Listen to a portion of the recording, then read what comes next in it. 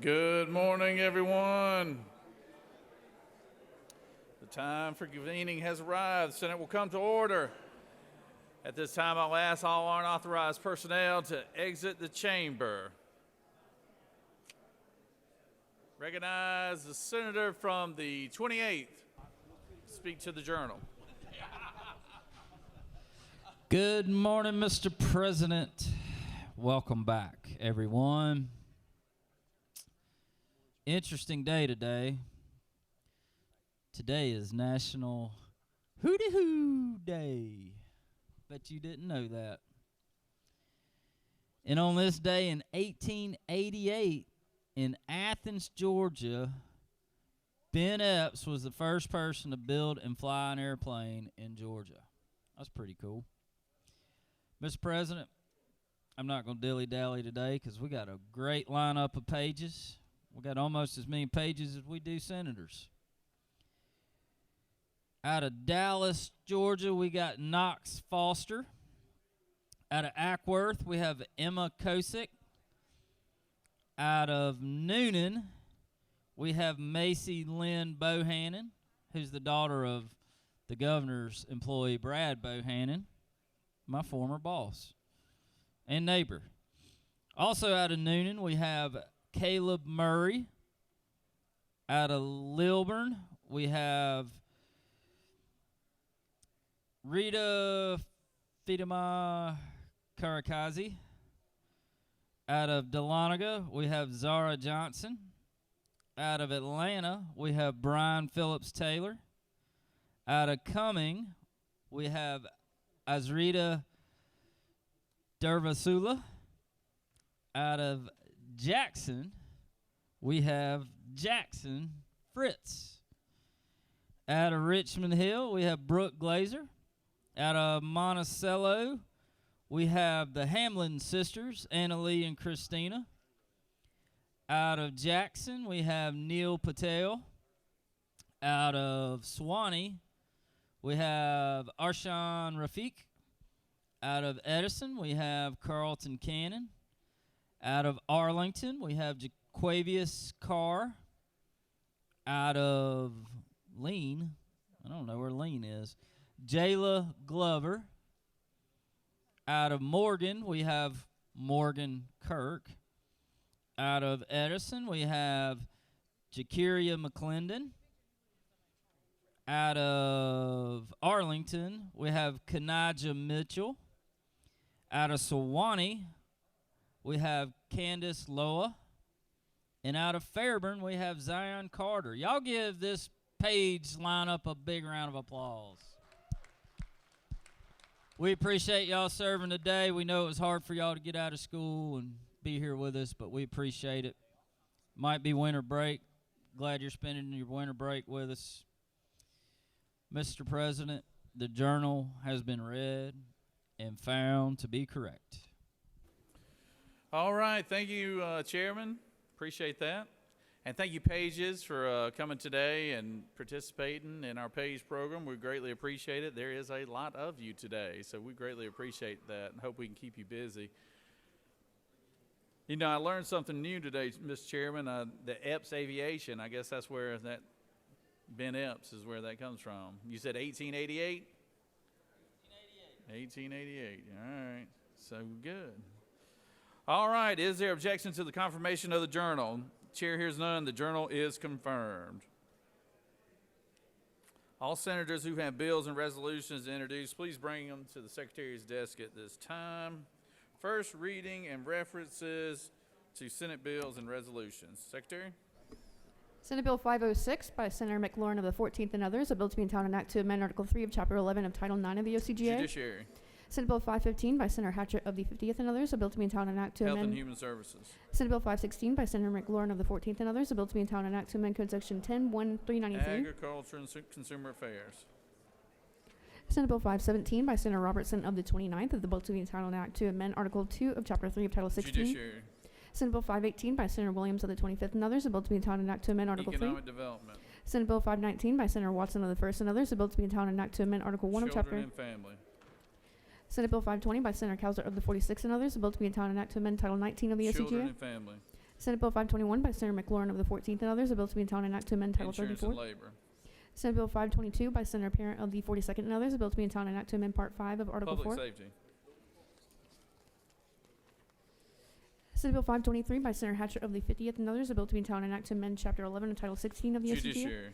Senate Bill 524 by Senator Invertarte of the 31st and others, a bill to be entitled an act to amend Title 31 of the Health OCGA. and Human Services. Senate Bill 525 by Senator Gooch of the 51st and others, a bill to be entitled an act to amend Titles 10, 48, and 50. Agriculture. Senate Bill 526 by Senator Hickman of the 4th and others, a bill to be entitled an act to amend Article 7 of Chapter 3 of Title Higher 20. education. Senate Bill 527 by Senator Swam Parks of the 7th and others, a bill to be entitled an act to amend Code Section 4883. Finance. Senate Resolution 626 by Senator Halpern of the 39th and others, a resolution honoring. Rules. Senate Resolution 631 by Senator Dolezal of the 27th and others, a resolution honoring the life of Dr. Jim Morrow and dedicating intersection in his memory and for other purposes. Transportation. Senate Resolution 632 by Senator Anna Vitarte of the 31st and others, a resolution recognizing the importance of. Education and youth. Senate Resolution 633 by Senator Gooch of the 51st and others, a resolution honoring the lives of Jerry Lee Walker Sr. and Mary Francis. Transportation. Senate Resolution 634 by Senator Summers of the 13th and others, a resolution urging. Rules. That completes the order, Mr. President. First reading and references to House bills and resolutions. House Bill 546 by Representative Jaspers of the 11th and others, a bill to be entitled an act to amend Code Health and Section. Human Services. House Bill 872 by Representative Hawkins of the 27th and others, a bill to be entitled an act to Health and amend. Human Services. House Bill 874 by Representative Hawkins of the 27th and others, a bill to be entitled. Education and youth. House Bill 988 by Representative Thomas of the 21st and others, a bill to be entitled an act to amend Chapter 25. Science and technology. House Bill 1058 by Representative McDonald of the 26th and others, a bill to be entitled an act to amend. Transportation. That completes the order, Mr. President. Secretary will read reports of standing committees. Mr. President, the Senate Committee on Appropriations has had under consideration the following legislation and has instructed me to report the same back to the Senate with the following recommendation: that Senate Bill 475 do pass and House Bill 915 do pass by substitute. Respectfully submitted, Senator again of the auxiliary of the 19th District Chairman.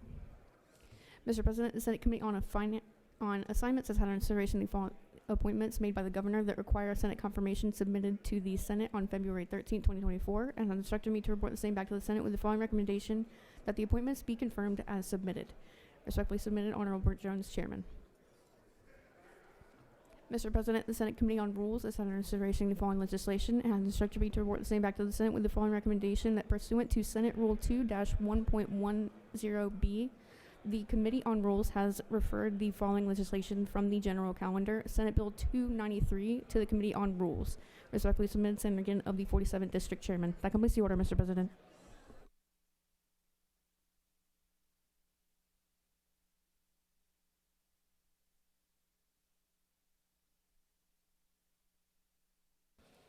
Secretary will read reports of standing committees. Second reading.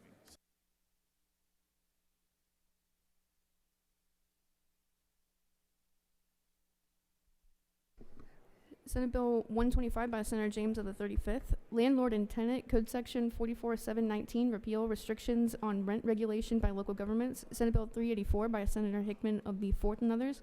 Public officers and employees development and administration of the state of Georgia as a model employer game program provide. Senate Bill 413 by Senator Robertson of the 29th and others. Elections provisions relating to dates for certain special elections related to sales and use taxes revised. Senate Bill 414 by Senator Kennedy of the 18th and others. Personal Privacy Protection Act enact.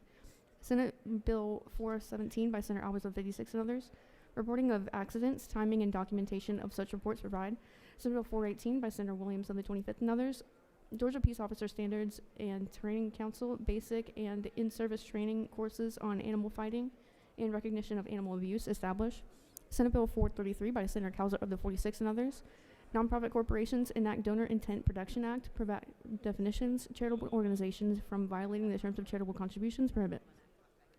Senate Bill 450 by Senator Kennedy the 18th and others. Courts, property, and wills, trusts, and the administration of estates. Neither Superior Court nor a state court shall have an appellate jurisdiction pursuant to Chapter 3 of Title 5, clarify. Senate Bill 454 by Senator Strickland of the 17th and others. Alimony and child support guidelines for child support award calculations provide. Senate Bill 470 by Senator Settler of the 37th and others. Proceeding against intruders, notice of vacancy create. Senate Bill 471 by Senator Williams of the 25th and others. Professions and businesses, certain licenses and certificates issued by certain professional licensing boards, change the expiration and renewal dates. Senate Bill 472 by Senator Allers of the 56th and others. Combating Organized Retail Crime Act enact. Senate Bill 483 by Senator Hatchett of the 50th and others. Minors enter into the interstate compact for the placement of children. Definitions, provisions provide. Senate Bill 484 by Senator Estes of the 6th and others. States Employee Benefit Plan cancel. Establish health savings accounts and continually provide for education or salary reductions for such accounts require. Senate Resolution 527 by Senator Payne of the 54th and others. Senate Study Committee on Residents, Mental Health and Housing create.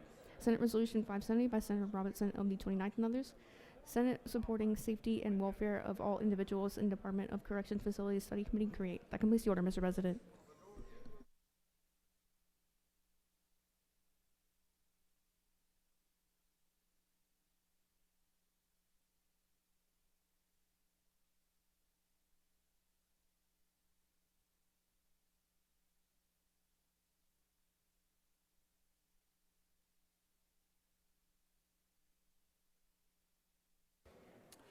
It is now time for the morning roll call. Are there any motions to excuse? Senator from the 33rd. Thank you, Mr. President, and good morning, y'all. I ask for unanimous consent to excuse the senators from the 5th and the 38th and 41st for business outside the Capitol, sir. Without objection, senators from the 5th, the 38th, and 41st are excused. Any other motions to excuse? Secretary will call the roll. Senators, please signify. Recognize the senator from the 2nd. They just already excused them, so you weren't late, Senator. You weren't late. Secretary will recognize Senator from 33rd again. Pardon me, sir. Also the senator from the 42nd. 42nd. Yes, sir. All right, without objection, the senator from the 42nd is excused. Any other motions to excuse? Secretary will call the rolls. All senators, please signify your presence by voting the yea switch. Secretary, unlock the machine.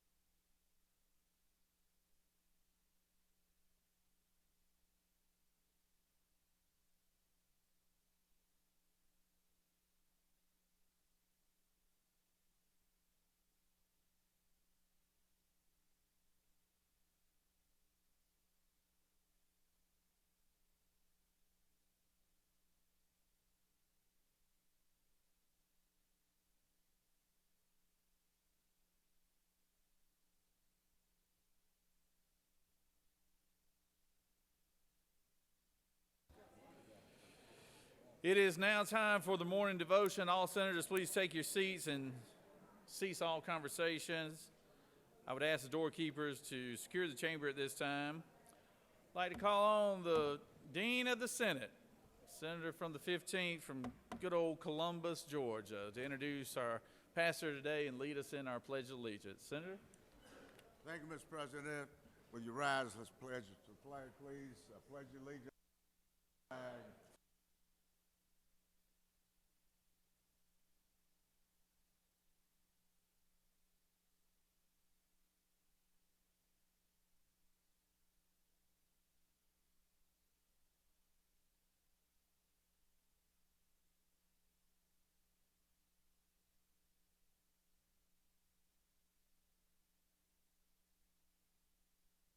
Colleagues, it gives me a great deal of pleasure this morning to introduce a very good friend, a warrior for God in our community in Columbus, Georgia. Dr. Crocker matriculated through the educational system of Columbus, Georgia, and graduated from Baker High School in 1979. He earned a Bachelor of Science degree and a master's degree in biblical studies in 2011. He went to Morehouse College, graduated there in 1984. He successfully completed coursework for both Masters of Divinity and received both his Doctors of Ministry degree from Beulah that same year. He and other students made history by being the first cohort Beulah Heights doctoral program participants.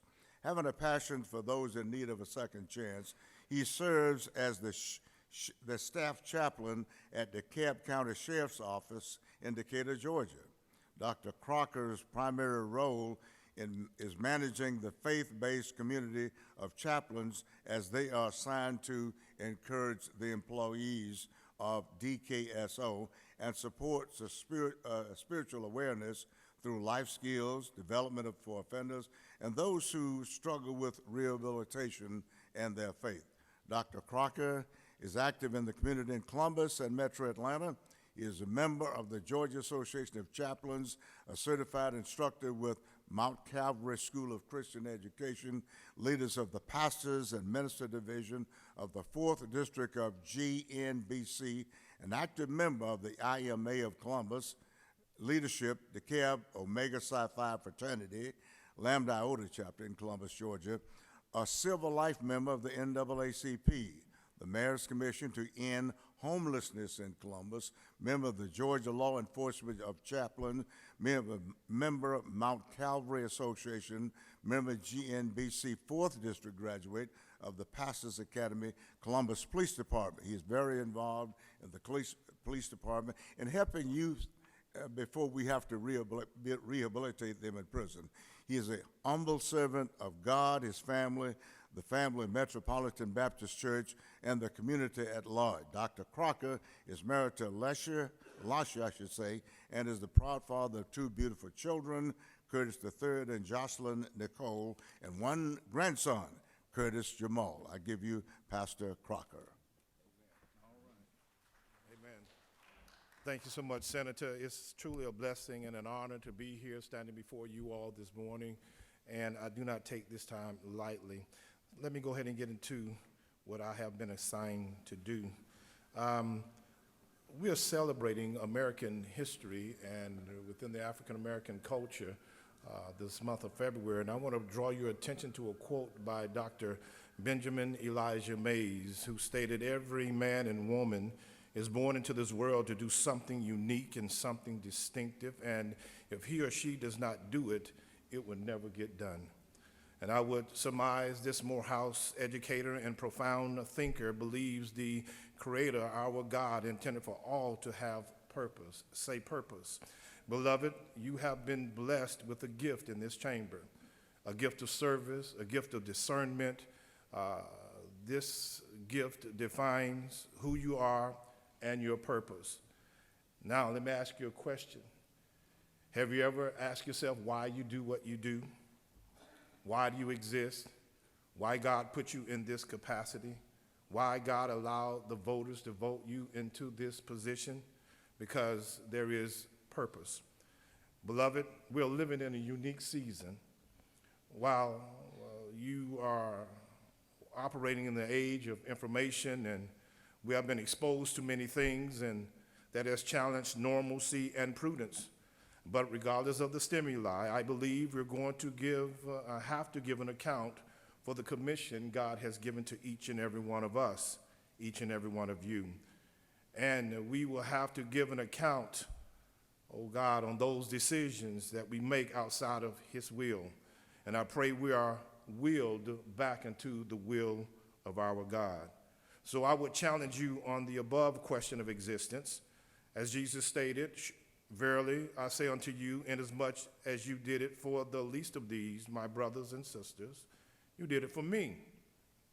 So when you set policy to create a stronger Georgia, I pray your decisions are ordered by God, as your purpose is for all of God's children to enjoy life with liberty and justice. There's a story in the Bible, in the Holy Writ, which I refer to quite often, which refers to a murder, a case. And God solved that case in the first 48. But nevertheless, this murderer, someone by the name of Cain, in the most arrogant of ways stated, "Am I my brother's keeper?" Am I my brother's keeper? You see, my brothers nowadays, they come in what, many shapes and forms and different colors with different mindsets. We may not agree with our brothers and sisters today, but they are still God's children. The question I have for you this morning is, are you brothers, and are you your brother's keeper, your sister's keeper? You see, it appears this world has adopted this sentiment as humanity has reduced responsibility for life with the void of purpose.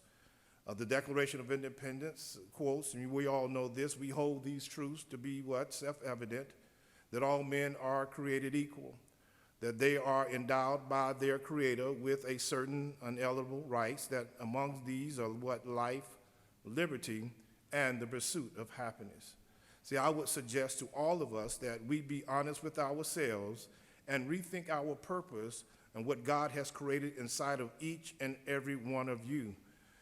Oh God, it is my prayer that our unalienable rights provide a standard by which positive rights and positive law can be judged to become a fair Georgia. It is my prayer we get past our differences in health care to ensure a healthier Georgia for our seniors and the sick.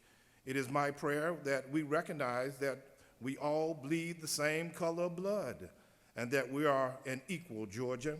It is my prayer we refocus on education to move from the center of the batch to the top of the batch so that we can become a more competitive Georgia.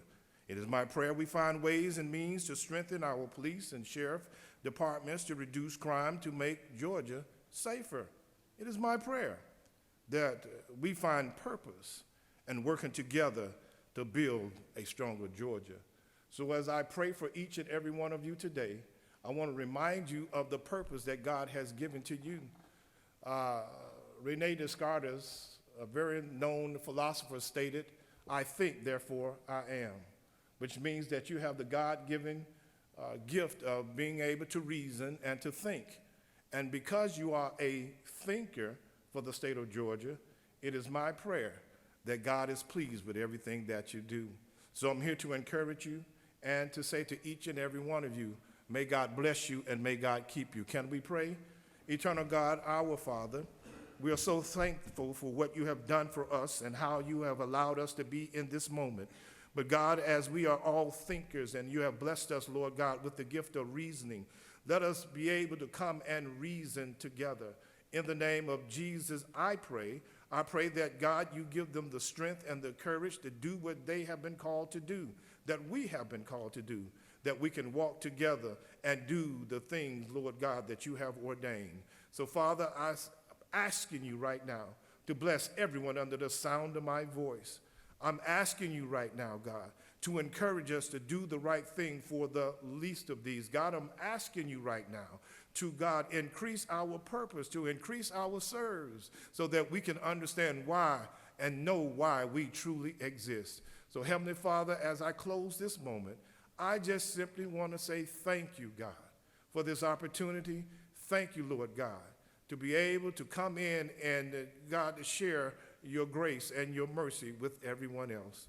God, we love you and we thank you. And I pray this simple prayer in the name of the one who came and the one who died and the one who shall come again.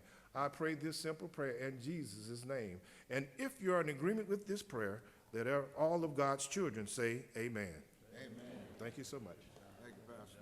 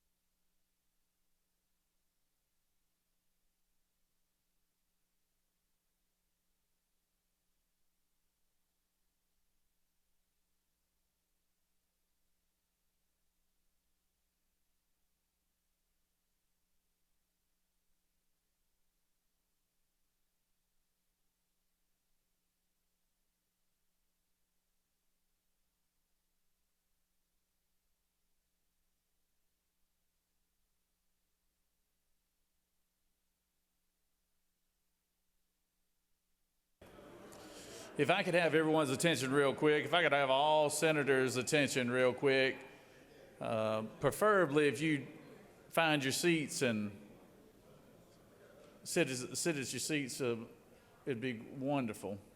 So the ones in the ante room and everything else to come out here and pay attention to what's going on in here today. After that, please, and once we have most senators in here, if the doorkeepers could secure the door, that'd be wonderful too.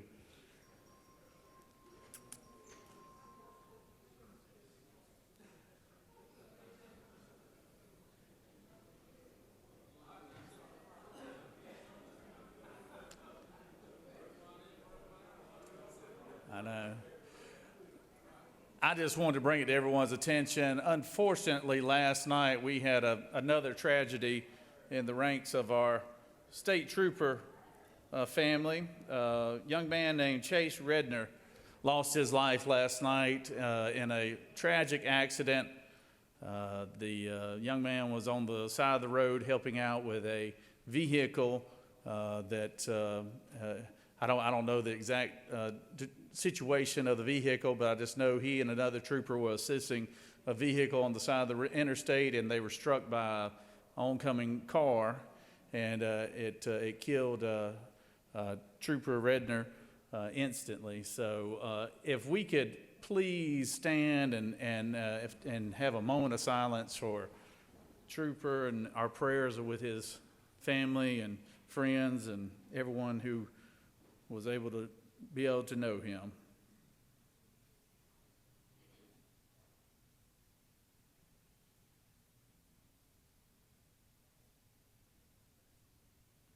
Amen. Thank you.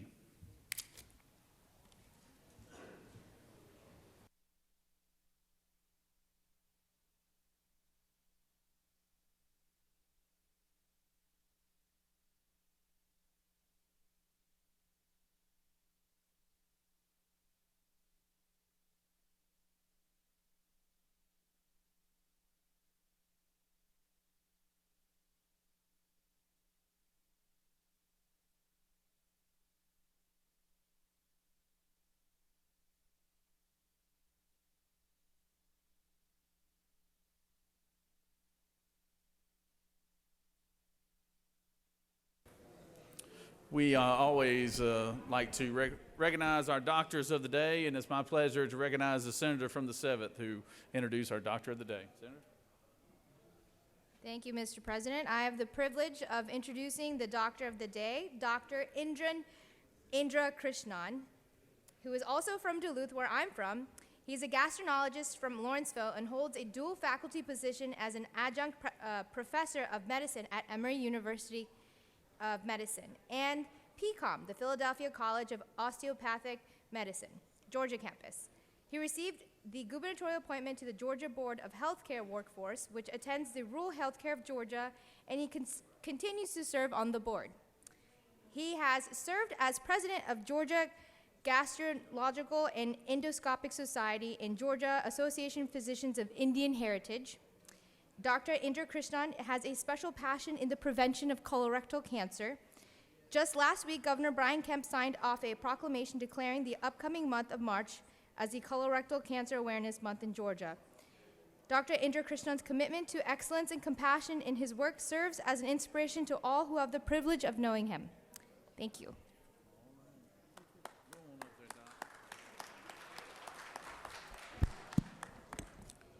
Thank you. Good morning, ladies and gentlemen. Thank you for your service to our great state and the nation. And thank you for allowing me to serve you today. Thank you. Let me start with passing my condolence to one of your colleagues, Senator Sheikh Rahman. One of his family members passed away this weekend. Our deepest sympathies to him and his family on behalf of the physician community. So last year, I spoke briefly about the importance of physical health and how to maintain a good physical health. This time, I thought I'll spend a few minutes on how to maintain mental health, be happy, how to be happy. So you may think that being happy is all in the mind. It's true, but there's a scientific basis for this. So let me share some thoughts on it. There are what you call happy hormones in your body, in your brain. These are neurotransmitters or chemicals in your brain which control how you feel in terms of happiness, how joyful you are. There are 4 hormones that I know of right now: dopamine, endorphins, serotonin, and oxytocin. They regulate your happiness depending on how's your lifestyle, how stressful you are, and your personality. So if you can boost those hormones in your body, in your brain, you may feel happy. So let me share some secrets. First, dopamine. Dopamine is all about rewarding you. So think of some task, small task, not like building a house, long-term, small task, and achieve it by end of the day. It's like cleaning a garage, or painting a basement, or just take your car for a car wash since you haven't washed it since last election. Or be friendly with your neighbors, or your friends, or even strangers. Like when you're rushing to the state capitol in rush hour with the traffic, someone in the next lane want to get onto your lane, just slow down, let them go. That is kindness. And volunteer in organizations. This will increase your dopamine level and make you happy. The next one is serotonin. So serotonin is all about mental well-being and decrease the depression. And how do you increase your serotonin? Outdoor activities. So go for hiking in the mountains, or go to beach, or just take a walk in the sunshine. That will make your serotonin to go up. Or sleep well, or meditation, that makes your serotonin to go up. Or eat food rich in serotonin. That's a chemical called tryptophan. You take food or eat food rich in tryptophan. Egg, chicken, fish, peanuts. Your office have peanuts, right? Give peanuts to your people who are visiting your office. Let them eat peanuts, let them get their serotonin go up. Let them be happy, let them go home, and vote for you in this coming normal election. Okay? And the third one is endorphins. Endorphins is all about pain and stress level. You do exercise all the time to make your physical fitness, but endorphins go up when you do the physical exercise, gym, running, or treadmill, whatever it is. So it's not only your physical fitness, but also mental fitness. Then laugh. Laughing will make your endorphin goes up. Big belly laugh. Watch stand-up comedies or comedy movies, or share your jokes with your friends. Big time belly laugh, your endorphin goes up. And dark chocolates, they make your endorphin goes up. But don't eat too much if you're diabetic. The last one is oxytocin. This is we call love hormone, all about touch. So touching a pet, your dog or cats, or babies, play with the babies. Hold the hands, fathers, hug. These all will make your oxytocin go up. So we don't touch nowadays. What we touch is, this is what we touch all the time. Even some of you are touching right now. That is not a real touch, a skin touch. That will help you. So all these acts I'm talking about will make your hormones to go up and make you happy. But there's one secret there, not one time, you got to do it repeatedly. Repetition is important. The brain is trained very well when there's repetition. The nerve connections, the circuit work very well when you keep on repeating the same thing. So pick a bunch of happy lifestyle acts I told you, keep on doing. It is your choice. Some of you may feel down more than up most of the time. It's your personality, but you can change it, your choice. If you keep on doing it on a regular basis, you can make your life happy and enjoyable and make the others around you also happy too. Thank you very much. Again, God bless you. Good job.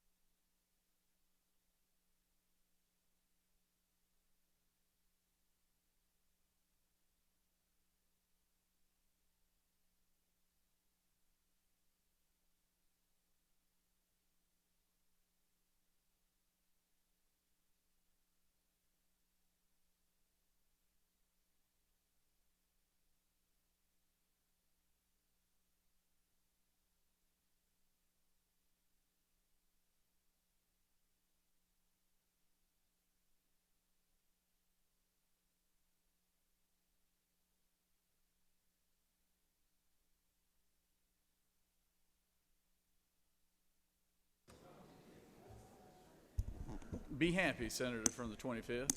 Smile a little bit. I think there's a song about that, isn't it? Don't worry, be happy. All right, we've got several special guests here today, and it's our honor to have him here. Secretary, read the caption. Senate Resolution 497 by Senator Albers of the 56 and others. A resolution recognizing and commending Rear Admiral Casey W. Cohn, U.S. Navy, retired, and for other purposes. Whereas in the community, he serves on the Board of Veterans Moving Forward, and as a member of Mission Readiness. Now therefore be it resolved by the Senate that the members of this body recognize and commend Rear Admiral Casey W. Cohn, U.S. Navy retired, and thank him for his effective, unselfish, and dedicated public service to the state of Georgia and this nation. That completes the order, Mr. President. Is there objection to the adoption of resolution? Chair hears none, and the resolution is adopted. Recognize the senator from the 56 to speak to the gentleman up here on the stage behind me. Senator? Thank you, Mr. President. It is an honor to be here this morning to introduce and recognize Rear Admiral Casey Cohen, as well as the group that he works with called Mission Readiness. When we met last year, Admiral Cohen explained his extraordinary career serving all the way up to a flag officer in the United States Navy. And if that wasn't enough for his incredible service, now he works with Mission Readiness, and some of the gentlemen behind me who he will introduce. This organization, both in the federal and state and local level, is making impactful change to our community. And with that in mind, I think there's no greater honor than for us to recognize the efforts of those who have so valiantly served us in our armed forces. Admiral Cohen. Thank you, Senator Albers, and thank you for making the proclamation for mission readiness possible this morning. With me are Major General Alan Elliott and Major General David Bockel. We have all been part of mission readiness for quite a while. The calling card for mission readiness is this. Today, 77% of our nation's young adults aged 17 to 24 cannot qualify to wear the uniform of their country. That's a sobering statistic. When I began with mission readiness, it used to be 73%. We're moving in the wrong direction. This is largely because of poor education, health issues, which today read that largely obesity, or criminal record and drug abuse, or combination of all of that. Unfortunately, if you can't qualify to serve the country, you also can't qualify for many of our country's better paying jobs. Mission readiness has an aim of ensuring that when our children leave high school, they are prepared to be productive citizens. We focus most of our attention on the birth through 5 early years, the formative years that are so important to get kids started in the right direction. Georgia's made a lot of progress on quality pre-K. As a grandfather that watched 2 grandchildren in Woodstock go through a quality pre-K, I can attest to what that has done for them as they moved on into formal education. Unfortunately, many Georgia families can't afford the $13,000 a year that costs. Senator Albers' Workforce Committee is working on child care issues that are so important because, again, unfortunately, where there are 2 parents, we are nonetheless a 2-wage earner society today. And so child care that is almost as expensive as quality pre-K is becoming more and more important every day.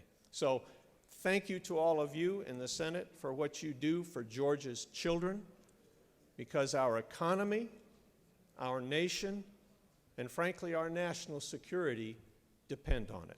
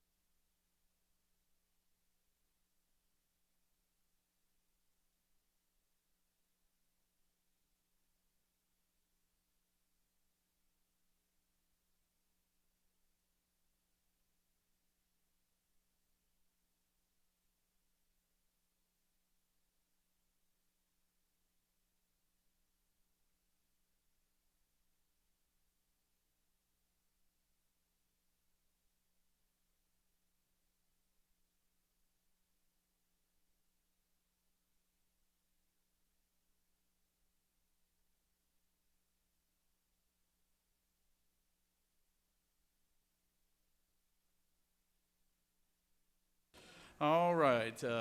Thank you, Senator from the 56, for those guests. It's always nice to have our people of higher education, all the wonderful university systems that we have here in the state of Georgia. We are glad and proud to have Clark Atlanta's president of the school here, Dr. French, and just really appreciate the work they're doing there at Clark Atlanta. I recognize the senator from the 36 with introducing our special guest. Let me read the resolution first. Senate Resolution 600 by Senator Orrick of the 36 and others, a resolution recognizing February 20th, 2024 as Clark Atlanta University Day at the state capitol and for other purposes. Whereas Clark Atlanta University was established in 1988, whereas the university's 4 schools offer 40 academic programs to 3,920 students annually, and Clark Atlanta University's economic impact to the state of Georgia boasts $541 million in combined gross sales. Now, therefore, be it resolved by the Senate that the members of this body recognize and commend Clark Atlanta University, Dr. George T. French, Jr., its students, faculty, staff, alumni, colleagues, and friends for their many years of dedicated service to the higher education of Georgia state citizens. That completes the order, Mr. President. Is there objection to the adoption of the resolution? Chair hears none, and the resolution is adopted. Recognize the senator from the 36 to speak to the resolution. Thank you so much, Governor. Colleagues, good morning. It is indeed Education Day here at the Capitol in many ways, and I'm so pleased to honor the Clark Atlanta University Day here at the state capitol. And we'll be hearing from the president of that esteemed historically black college, a major contributor in our city and state and in the nation to advancing educational opportunities and providing the very special environment of an HBCU for countless students over countless years. I'm going to bring forward the president of this wonderful organization, of the Clark Atlanta University. Dr. George T. French, Jr. is with us along with other senior staff. And I will say, as I introduce him, that we in the Senate are continuing to bear down and emphasize the work and the role, the very special role played by HBCUs. We have a number of them in our state, and Clark Atlanta University certainly is a bright star.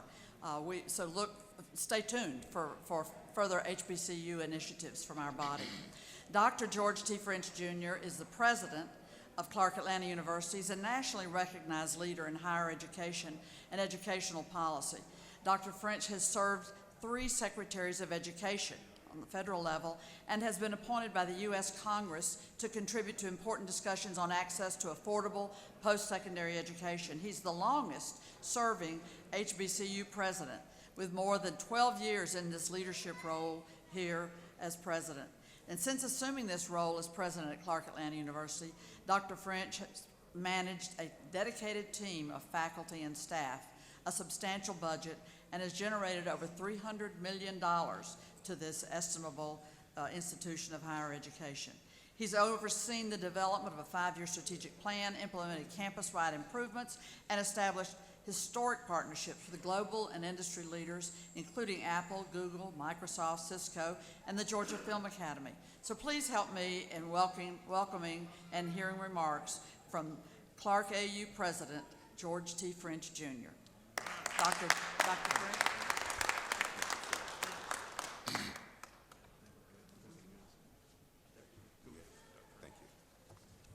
Thank you so much. And I will say good morning to all, most certainly to the president of this Georgia Senate, our Lieutenant Governor Burt Jones, to the Senate Minority Leader, Senator Gloria Butler, to CAU's double graduate who serves in this chamber in absentia, Senator Tate, and most certainly to my Senator Nan Orrick, the author of this year's resolution, which recognizes Clark Atlanta University 2024 Day at the Georgia State Capitol. I greet you to this fine and august body today and what an honor and a privilege it is to be here with you. I stand before you as the fifth president of Clark Atlanta University, an institution with over 4,100 students, an institution which actually was founded in 1865. Just after Appomattox Courthouse in April, we were established in September. On behalf of our Board of Trustees, our alumni, the students, faculty, and staff, we thank you for taking time to honor our institution today. And I would be remiss if I did not recognize those who served our country, and thank you for those who represented mission readiness today. Very quickly, I want to leave you with three thoughts as far as the status of Clark Atlanta University. 3 points of pride. First of all, the Clark Atlanta University School of Education is ranked number 3 amongst all HBCUs, which are there 107 in this nation.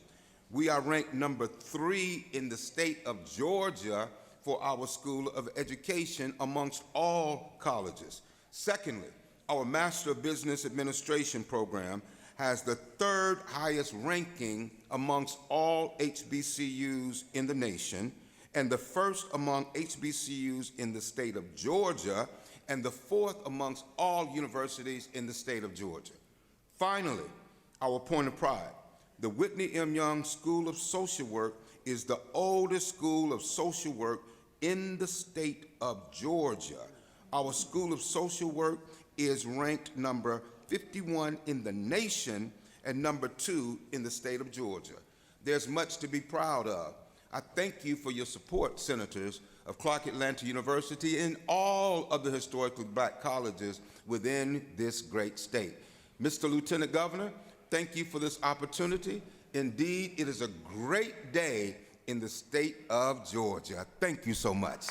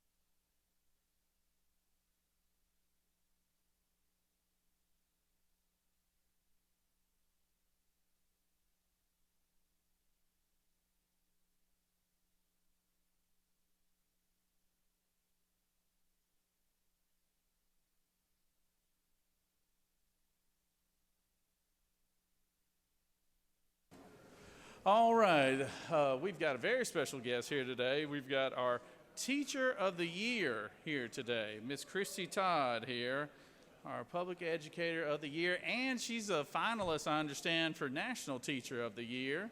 So yeah, give her a round of applause. That's something to say.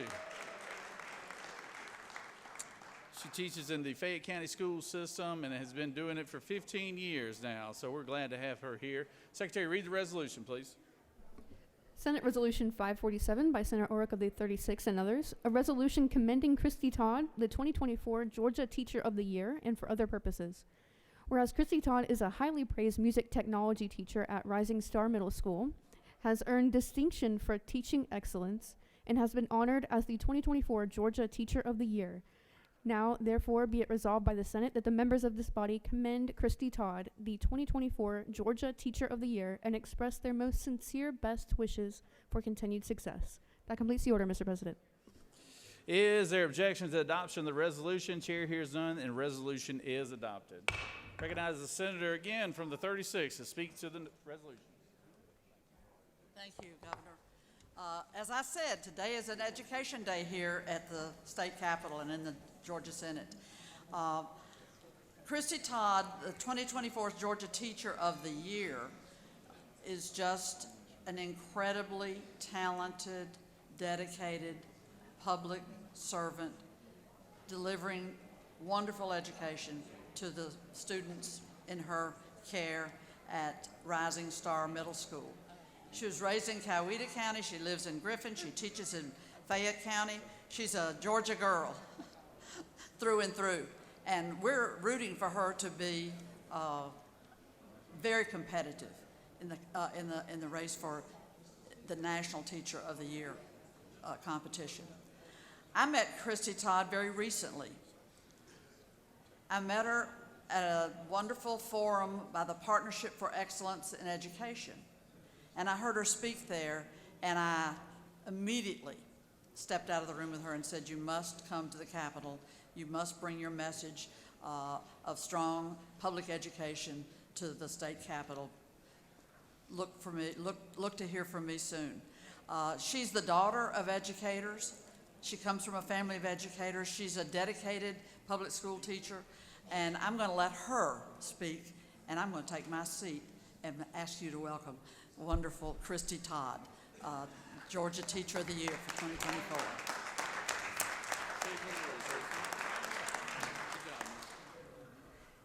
Thank you to the Senate and to Senator Orrock for this honor, which I proudly accept on behalf of the over 123,000 hardworking public school teachers we have in the great state of Georgia. You know, this year I've had the opportunity to travel all over the state, from our Blue Ridge Mountains to the coastal plains to our barrier islands. And one thing I keep hearing everywhere I go is how proud our state is that for 10 years in a row, we are the #1 state to do business.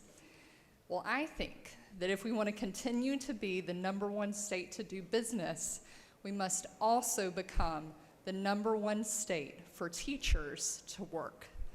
Georgia's future economic prosperity and our ability to have a prepared workforce depends on it.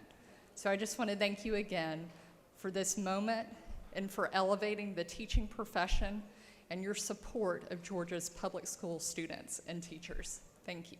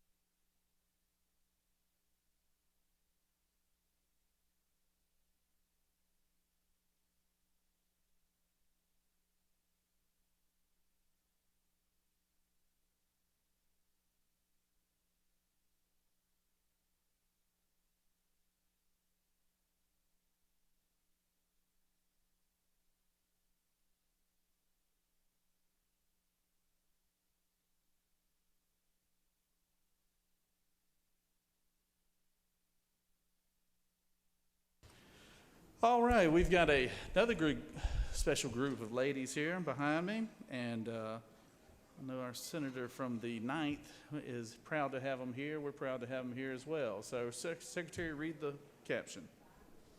Senate Resolution 637 by Senator Merritt of the 9th and others.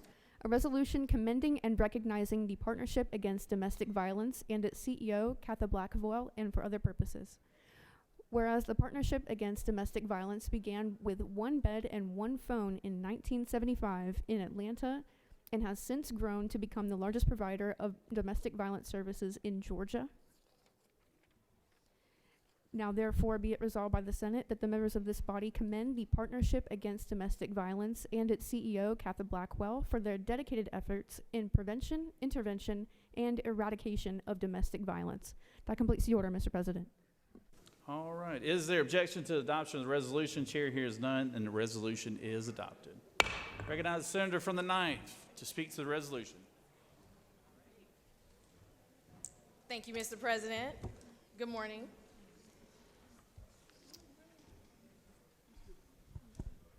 Today is February 20th, the World Day of Social Justice, and we choose this special day to honor an organization with the focus that every man, woman, and child has the right to live in a safe home without fear or abuse.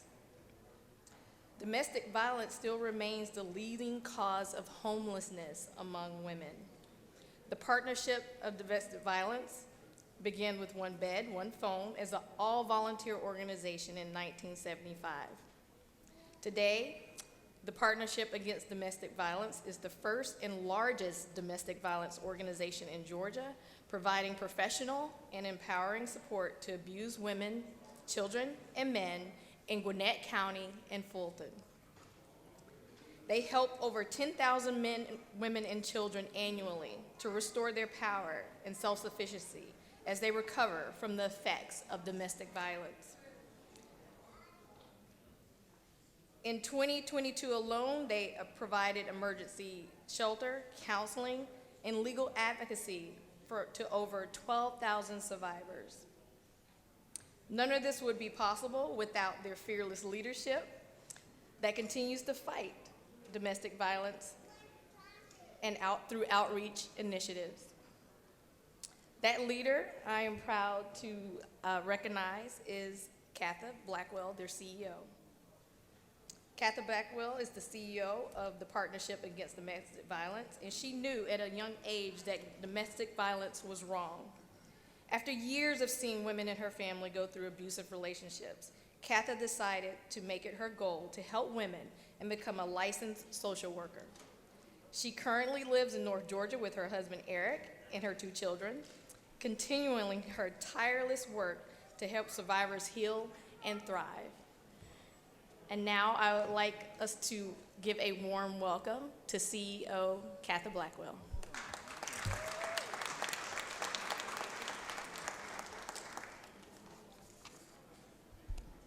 Thank you. Today I stand before you to highlight the remarkable work of Partnership Against Domestic Violence.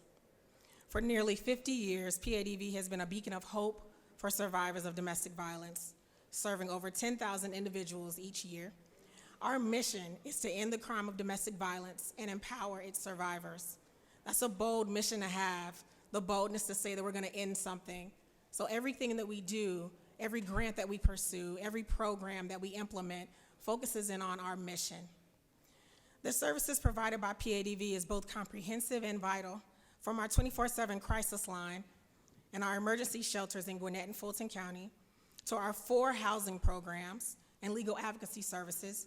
PADV leaves no stone unturned in our commitment to supporting survivors and breaking the cycle of domestic violence.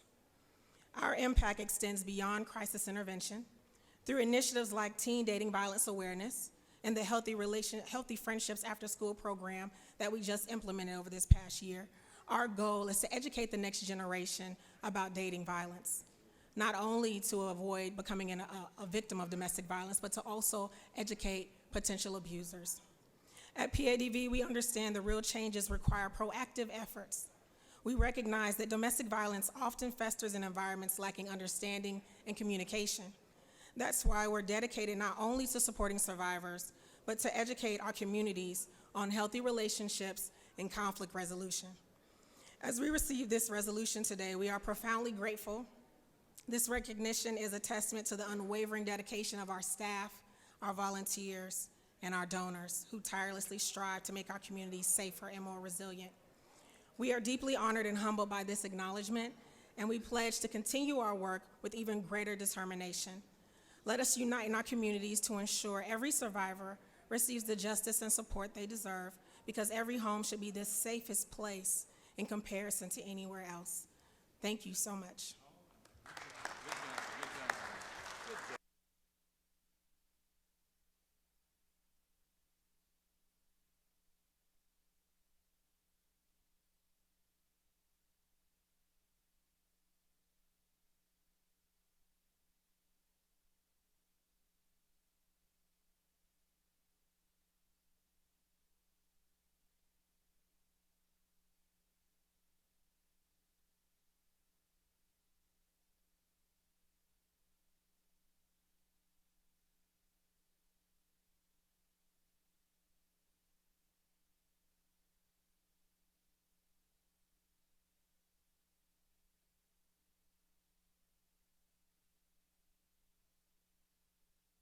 Are there any unanimous consents? Hearing none. We're now on to points of personal privilege, and I recognize the senator from the 20th.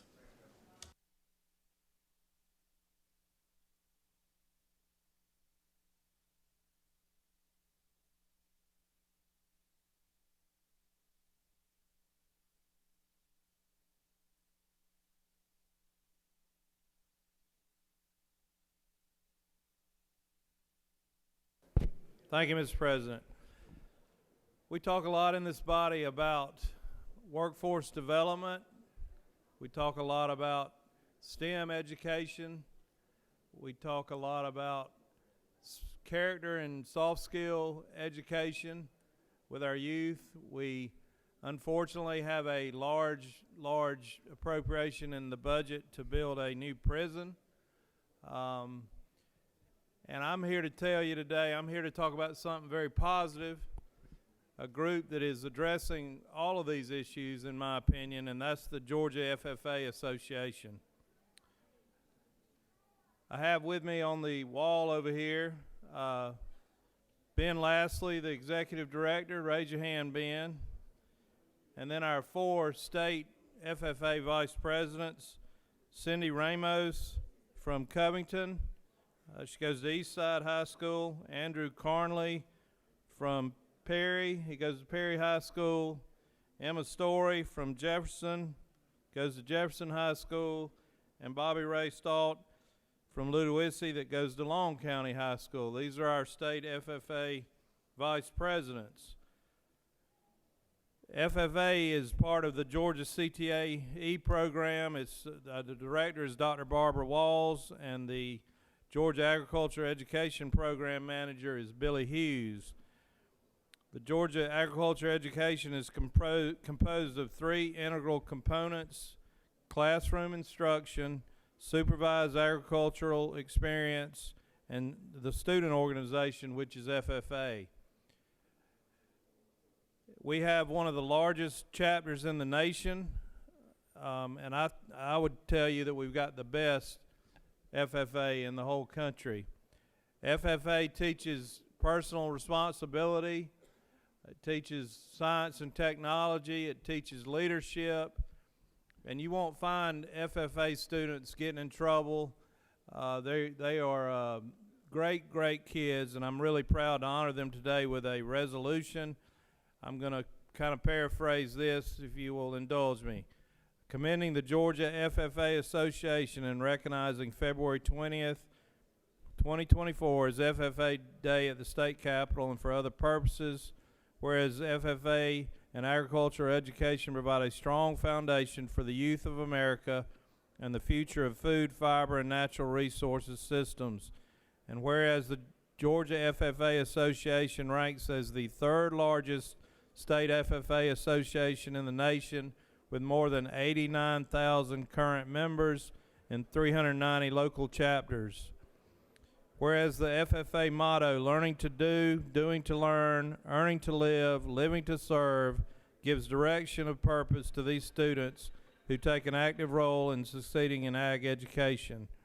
Now therefore be it resolved by the Senate that the members of this body commend the Georgia FFA Association for its contribution to the welfare of the state and nation and recognize February 2024 as FFA Day at the state capitol. Thank you.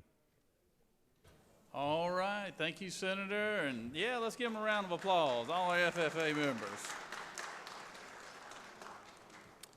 So good to have all the young folks who participate in FFA from all over the state, and I appreciate the Senator from the 20th coming here to recognize. And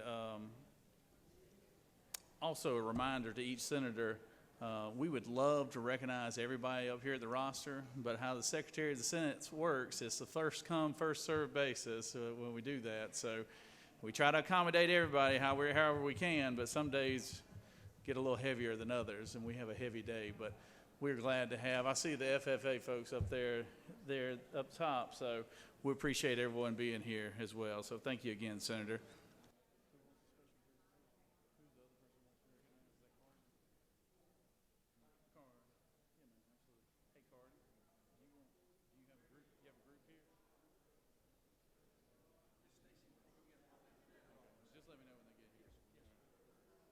I recognize the Senator from the 44th for a point of personal privilege.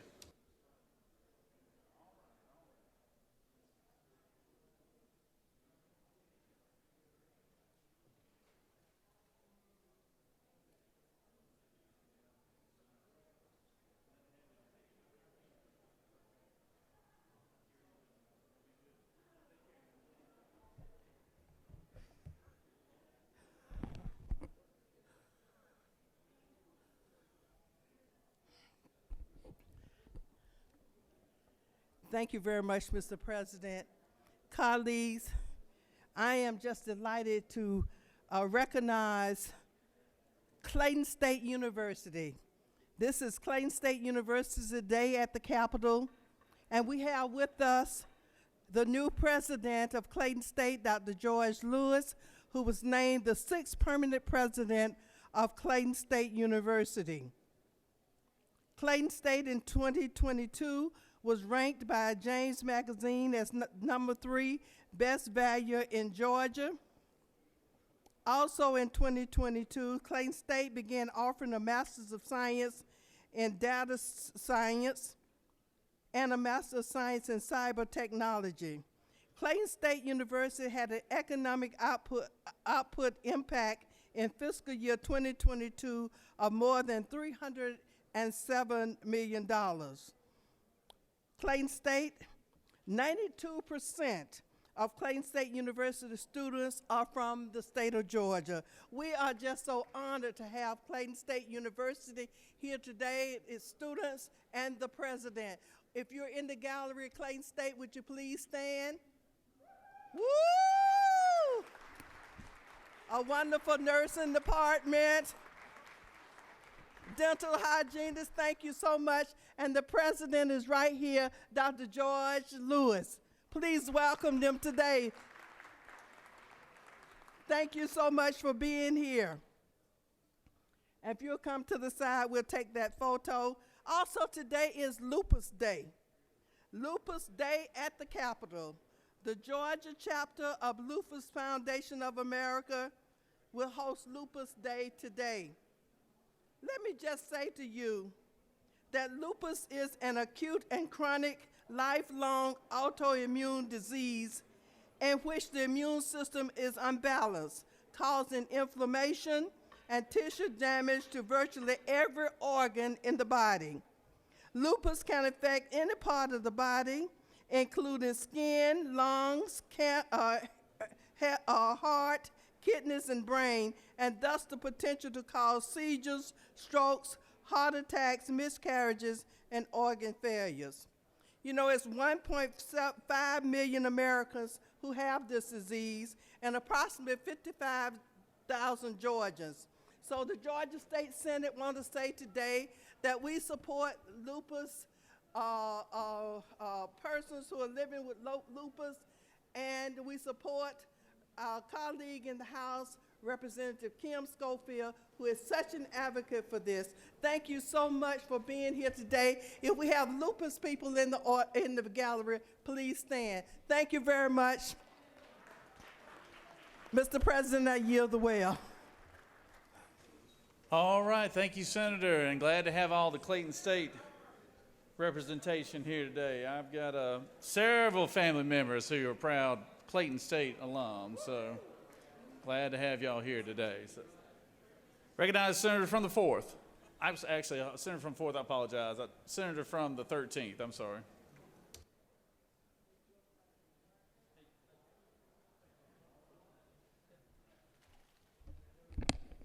Thank you, Mr. President. Good morning, colleagues. Today I'm here to recognize Hearing Day, one of the censuses that if you have good hearing, most of it take it for granted. But I can assure you there's probably not a person in this room that hasn't experienced some form of hearing loss as they age.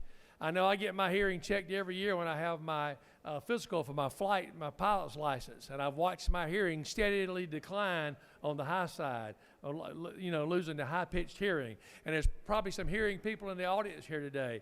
You know, the hearing specialist people that are here with us today are extreme professionals who work to maintain and help people with quality of life when you can't hear very well. I think everybody knows what I'm talking about when you can't hear sounds exactly like you're supposed to, hear a television show, or hear people talking when you're in a crowd.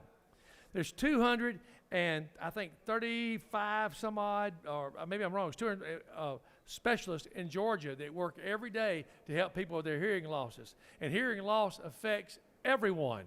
If you have loud noises on a constant loud noise, when I was young, I used to do a lot of shooting, and we didn't wear ear protection, so I know I'll pay for it as I age, as we go down the road. Wear ear protection when you got loud noises going on around you for a sustained time. Today, I want to recognize some folks in the gallery, on the side here with us today over here. We got Peter Cruz, Ben Collins, Robert Shoemaker, Sandy Darby Bowling, and we have a special guest for today, Mr. Wayne Murphy. Mr. Wayne Murphy has spent 41 years as a hearing specialist. He is SEA compliant, he is board certified, and he is OSHA certified. So if you hear something, you have to say, huh, what'd you say? Can you repeat that? You might need to go see Mr. Wayne Murphy and get your hearing checked. Thank you for what you do, guys. Thank you. I have a resolution for him today. I won't take time to read it, but I want to present it to you, and I want all of you to make the hearing specialists and the people that take care of our hearing welcome. Thank you, colleagues. Mr. President, I yield the well. All right. Thank you, Senator. Thank you, Senator. I recognize the Senator from the 4th.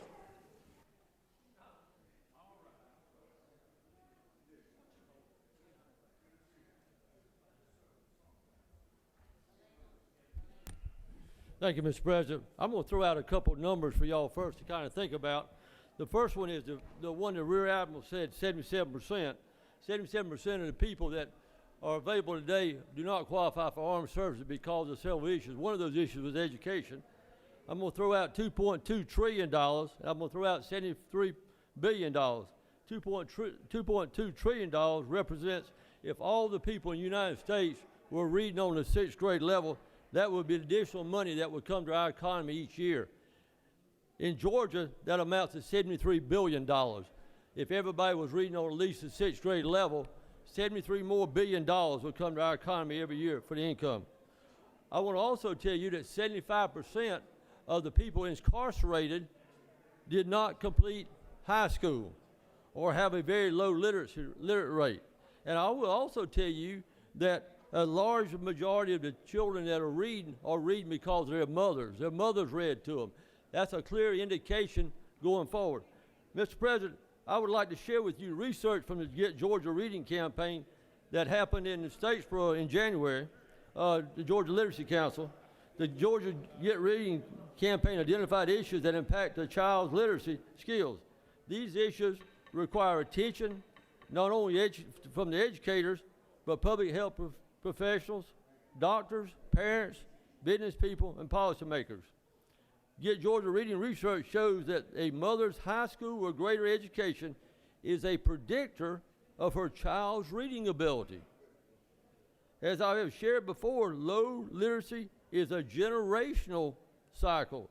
It's so important that adults, especially mothers, complete high school so that they have literacy skills necessary to read to their children. And we know that if mothers start in the third trimester now, that the children are able to listen to them. We also know that children born before 34 weeks of gestation are more likely to have lower reading and math skills than those children that are born full term. What about student attendance? If a child misses at least 6 days of absence in school, their ability to achieve goes down tremendously. An estimated 25% of students have undetected vision problems. Imagine that, 25% have undetected vision problems. We know that 22% of our children, or of all people, experience some form of dyslexia. Now let's talk a little bit about summertime. In summertime, children that go without reading during the summertime, they lose 3 months of reading skills, they've gone downhill. We need to listen to Malcolm Mitchell, our good friend that we recognize in the Senate. He has a campaign each year of reading loss, and his foundation hosts a free and virtual read camp, a summer reading program to engage pre-K grade students. Thank you, Mr. President. I just want people more aware of literacy is an issue. We need to keep moving forward. Thank you, Mr. President.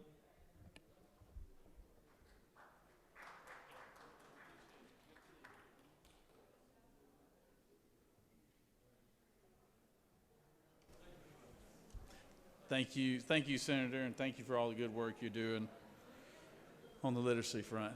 Recognize Senator from the 43rd.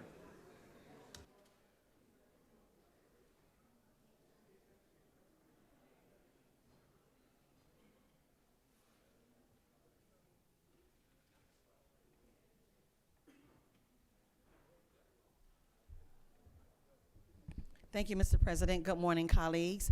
I rise to bring your attention to a very special group, Leadership Rockdale, class of 2024. Leadership Rockdale is a program of the Conyers-Rockdale Chamber of Commerce, which produces a learning experience for current and emerging leaders of Rockdale County. Participants of the program are given the opportunity to develop an understanding of the promises and challenges facing Conyers and Rockdale County and the diversity of the county and region. The program is designed to be an educational experience. The Leadership Rockdale program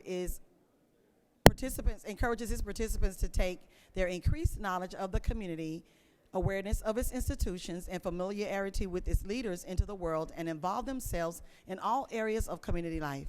Using their leadership skills with a broader understanding of the complexities of the community, participants will be better prepared to lead Rockdale toward a brighter future. Please welcome the class of 2024 of Leadership Rockdale. Are you guys still here? If you're not, they're in the hallway. Thank you, Mr. President. All right. Thank you, Senator. I recognize Senator from the 21st.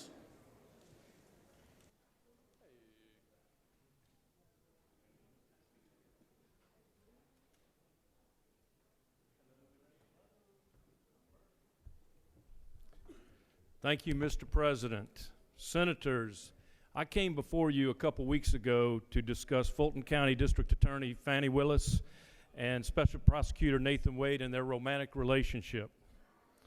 At the time, I called the case against President Trump and the 18 other defendants prosecution for personal profit. Folks, after watching the hearings that unfolded last week, it has become abundantly clear that this case is prosecution for personal profit. One of the things I keep hearing about is conflict of interest. So I decided to pull out my Webster dictionary and look at what conflict of interest means. And I'm going to read you the definition. A conflict of interest refers to ethical problems that may arise between parties with a pre-existing relationship. He or she may not join with a client in business without making full disclosure of his or her potential conflicts, and he and she must avoid commingling funds. Does that definition sound familiar, folks? There was no disclosure that Ms. Willis and Mr. Wade were involved in a romantic relationship.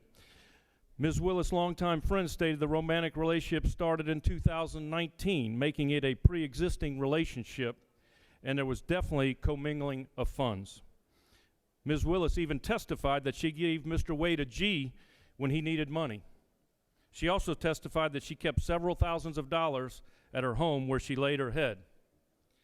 Now, I'm not sure why Mr. Wade would need money from Ms. Willis when he has billed the district attorney's office $728,000 to date.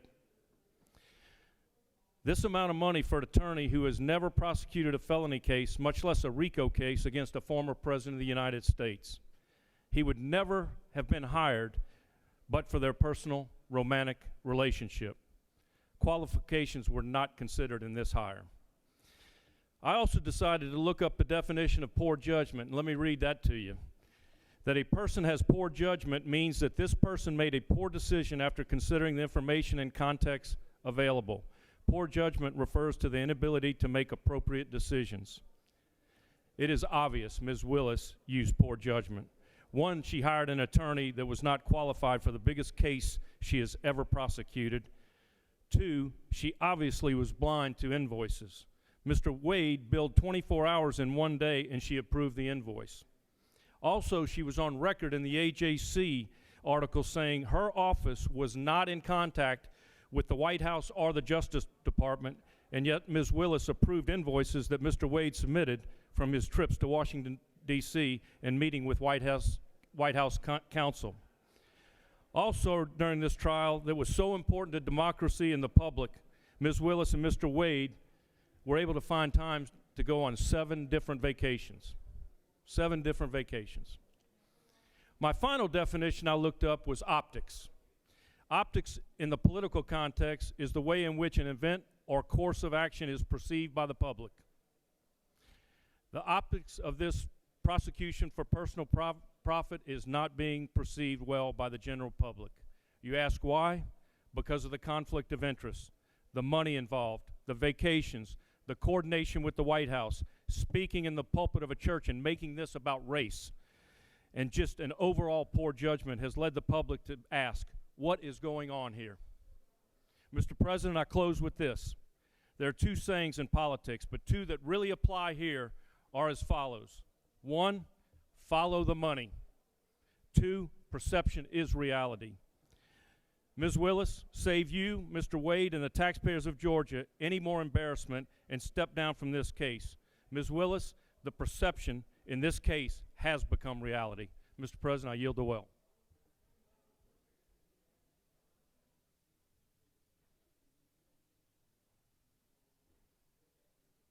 Recognize the senator from the 10th.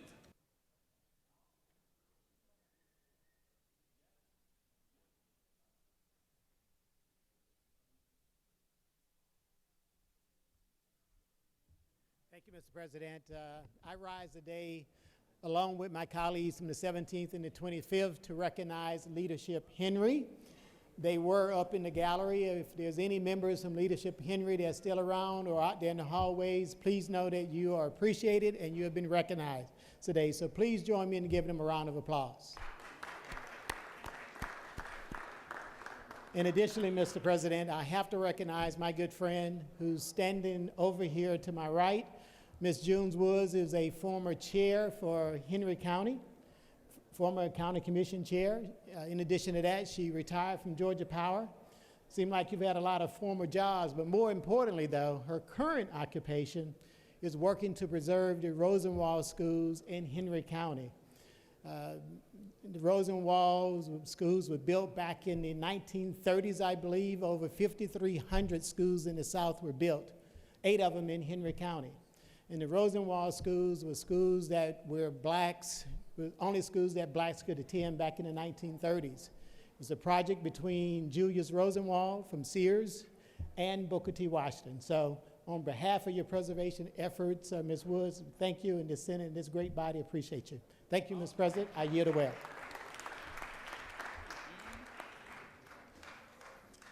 June, it's good to see you. Former chair lady of Henry County. That's my neighbor right there. So I've had to call her many a times for some favors in Henry County, you know. So good to have her here. All right, recognize the senator from the 16th.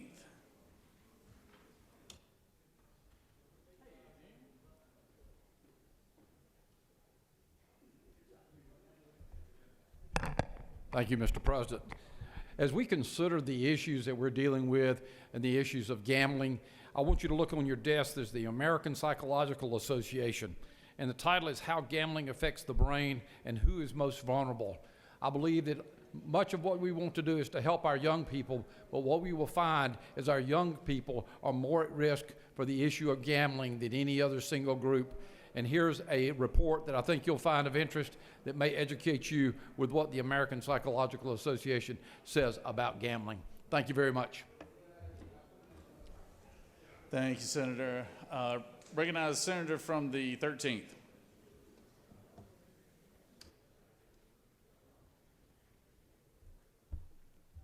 Thank you, Mr. President. Thank you again for allowing me to have another points first privilege. Won't take but a minute. Guys, I want to recognize my Tift County young farmers here today, and young farmers are all in the Capitol today. These folks are up here to thank the Senate and the House for the bills and the legislation we passed to help farmers, and farmers feed the world. And we want you to know, we want to show our support to them. We have Carl Nichols, raise your hand. We have Keith Stone over here, and then we have Brittany Saylor. Thank you all for coming up and being with us today, young farmers. Thank you. Glad to have you. Glad to have you. Recognize the senator from the 33rd.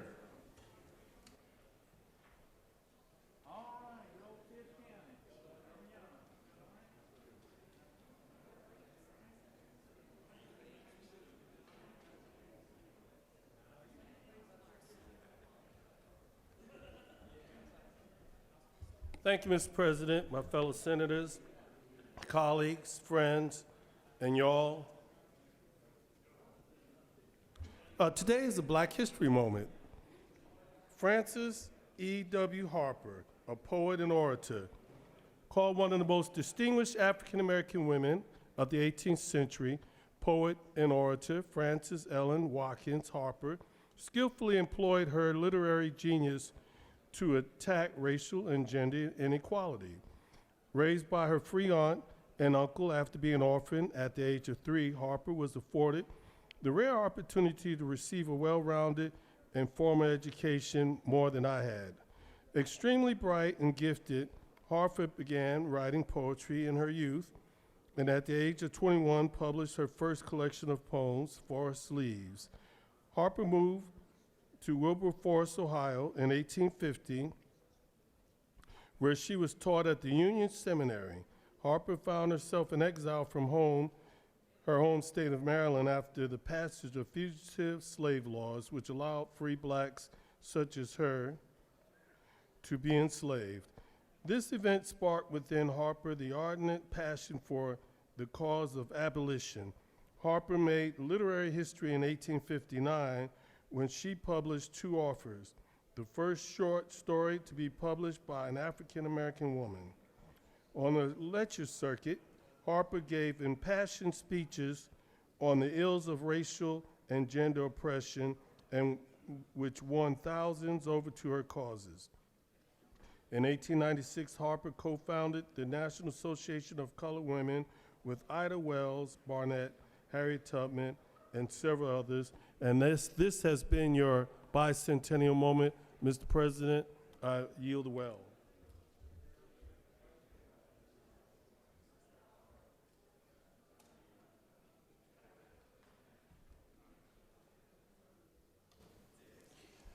Recognize the senator from the 3rd.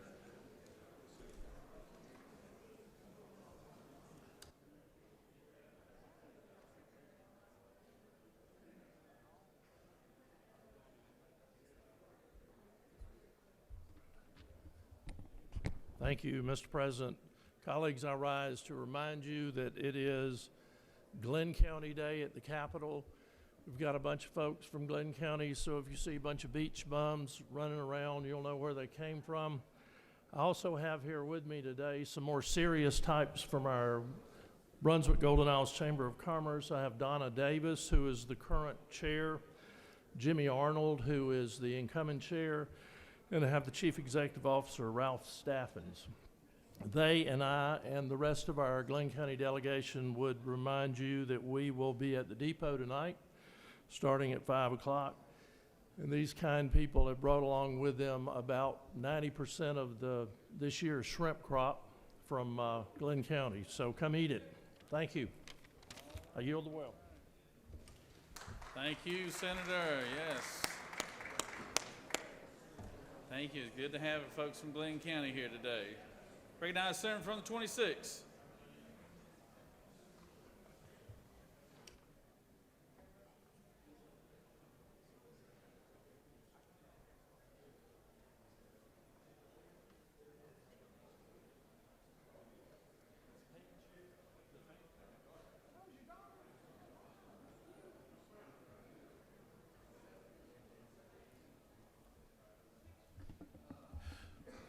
Thank you, Mr. President. You know, I'm surprised that the senator from the 21st would have the mitigated gall and the audacity to keep bringing this subject matter up. It was on television.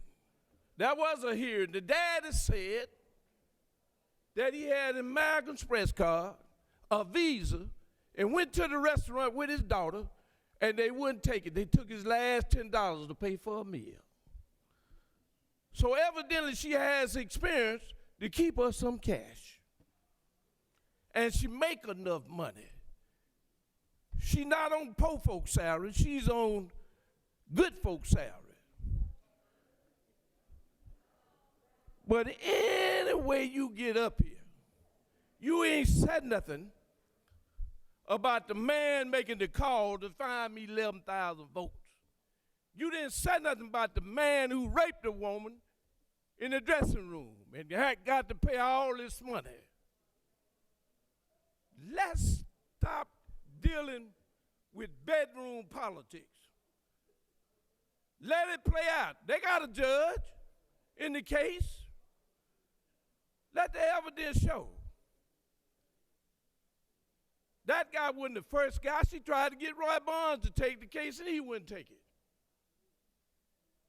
So don't come up here. We got more important things to deal with across this state, such as Medicaid expansion, health care for other folks.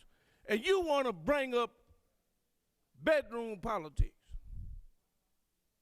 If that's the case, has anybody said anything about who you sleep with?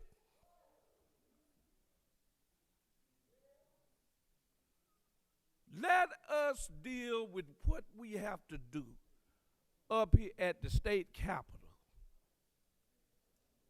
and get out of bedroom politics and let Judge McAfee and them do their job.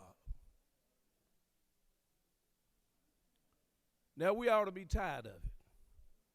We got more important things to do than to deal with bedroom politics.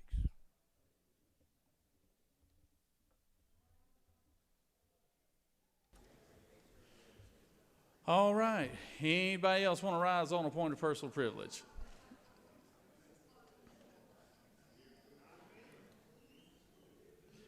Senator, I like your jacket, though. It's a good-looking jacket.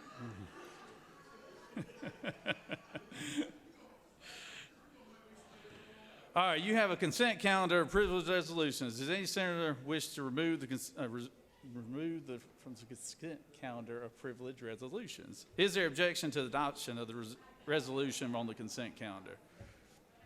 Chair hears none. The resolution on the consent calendar is adopted. Senator from the 25th, what purpose do you rise? Yes, Mr. President. I rise to ask unanimous consent that Senate Rule 3-1.2A be suspended to allow for a bill to be read for the first time and assigned to committee. The senator has asked for unanimous consent. Secretary, read the caption. Senate Bill 528, a bill by Senator Williams of the 25th and others, a bill to be entitled an act to amend Chapter 5 of Title 21 of the OCGA relating to government transparency and campaign finance, so as to provide that the State Ethics Commission shall not accept or reject complaints made against candidates 60 days prior to an election, to provide for related matters, to repeal conflicting laws, and for other purposes. That completes the order, Mr. President. Senator, would you like to speak to the measure or no? Oh, I'm sorry. Is there objection to the senator's motion? Without objection, we'll assign it to ethics. Okay. We've got two resolutions that were late arriving today, so I'll just let the secretary read the resolution. Secretary? Senate Resolution 638, a resolution by Senator Davenport of the 44th and others, a resolution commending Clayton State University and recognizing February 20th, 2024 as Clayton State University Day at the Capitol and for other purposes. Is there objection to the resolution? Hearing none, the resolutions are adopted. Second resolution, Secretary. Senate Resolution 639, a resolution by Senator Davenport of the 44th and others, a resolution recognizing February 20th, 2024 as Lupus Advocacy Day at the State Capitol and for other purposes. That completes the order, Mr. President. Is there objection to this resolution? Chair hears none, the resolution is adopted.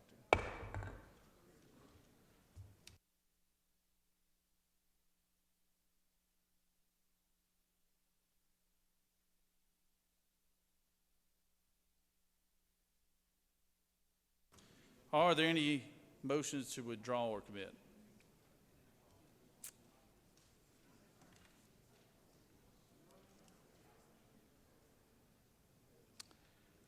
All right. 2 hours later, we head to the rules calendar. Congratulations, everyone. Secretary will read the caption, SB 370.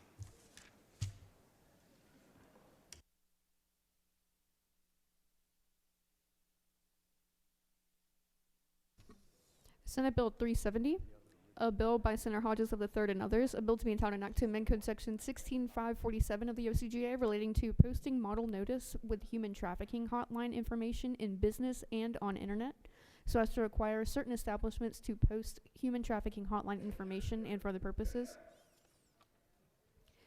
The Senate Committee on Regulated Industries and Utilities recommends that this bill do pass. Respectfully submitted, Senator Cowser of the 46th District Chairman. Senator Brass of the 28th and others offer the following amendment to amend Senate Bill 370 by inserting between lines 20 and 21 the following. 6.1, manufacturing facility means any facility that manufactures finished products, provided that more than 300 individuals are employed at such facility, and for other purposes. That completes the order, Mr. President. Recognize the senator from the 3rd.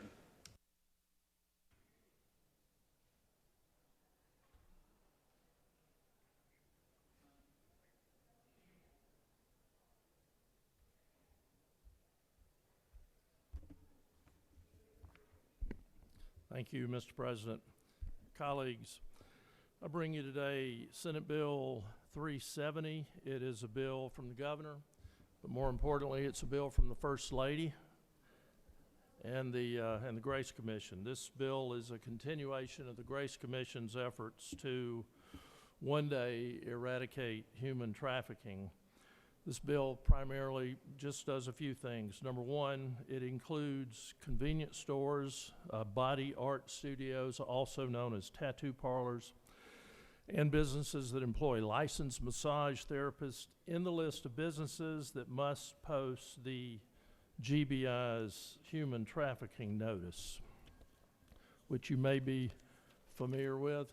This notice right here has to be posted in certain businesses in a prominent position so that people who are being trafficked will have a telephone number to try to get some help. The bill also allows the Georgia Board of Massage Therapy to initiate inspections of massage therapy businesses and also to initiate board-recognized human trafficking educational programs for those massage therapists. Bill requires licensed massage therapists to affix a passport-size photo with their license certificate that's displayed at their place of work, and it requires the board members of the Massage Therapy Board to annually complete human trafficking awareness training. Again, this simple bill just to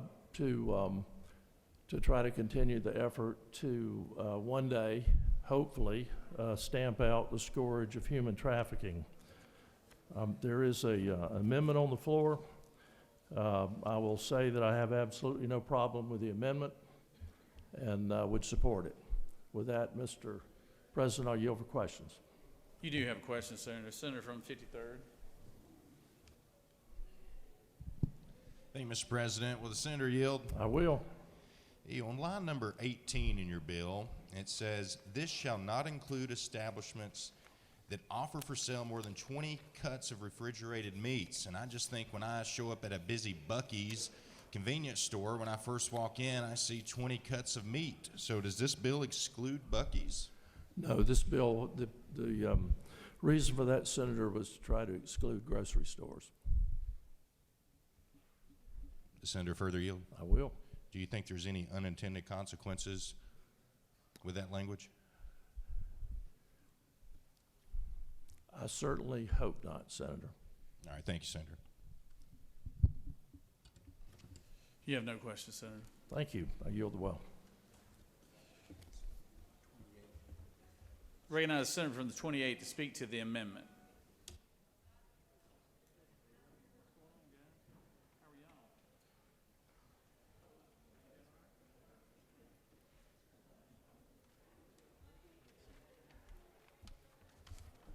Thank you, Mr. President, and thank you to the author of this bill and bringing it forward, and the First Lady and all her work around human trafficking. But I want to kind of tell you a little bit about where this amendment comes from. Is, you know, over the interim, I was speaking with a gentleman that was telling me about this 20-year-old kid that he knew that was out hitchhiking, trying to catch a ride. Well, a trucker stopped to give him a ride, and they ended up finding, this was in Georgia, and about 3 weeks later, they found this 20-year-old in California, was kidnapped, was drugged, kidnapped, and taken to California, and where they were trying to human traffic this 20-year-old, and luckily they got to him before, I guess, too much damage was done, but the damage was done nonetheless. And it got me thinking, you know, where all did that truck go between Georgia and California? You know, how many stops did it make where where someone could have said something, someone could have done something? And so when I saw this bill, it was kind of an epiphany to me that, you know, I'd already kind of thought about convenience stores, and of course we already include bars and airports and passenger rails and bus stations and truck stops and emergency rooms and urgent care. You know, all these things that are already in current law, and of course we're adding convenience stores. And, you know, you think about where a trucker is going. What is he doing? He's delivering goods, he's picking up goods, and he's traveling across the nation. And so that's why I decided to include manufacturing facilities into this bill. You know, hopefully they'll have this display at the loading docks. So that's the point of the amendment. Would love your support. I yield the well. Recognize Senator from the 2nd. No? You had a question? You wave. Does any other senator wish to speak for or against the measure? Chair hears none. Is there objection to the previous question being ordered? Chair hears none. Previous question ordered. Question is on amendment number 1. Is there objection to amendment number 1? Without objection, amendment 1 is added. Is there objection to agreeing to the report of the committee which is favorable to the passage of the bill? Chair hears none. The report of the committee is agreed to. Is there objection to the main question being ordered? Chair hears none. The main question is ordered. Question is on the passage of the bill as amended. All those in favor will vote yea. Opposed, nay. Secretary, unlock the machine.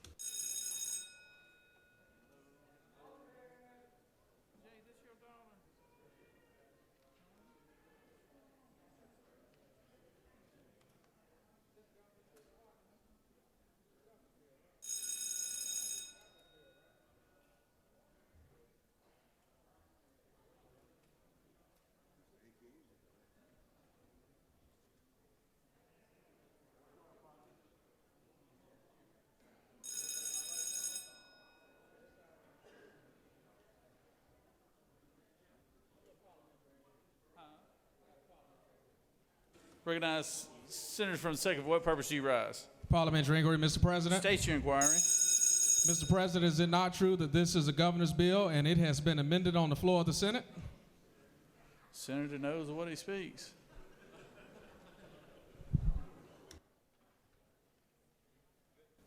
Senator from the 19th, what purpose do you rise? Parliamentary inquiry, Mr. President. State your inquiry. Is it true that it was not me? You're very observant, Senator. On the passage of the bill, the yeas are 50, the nays are 1. This bill having received the requisite constitutional majority is therefore passed as amended.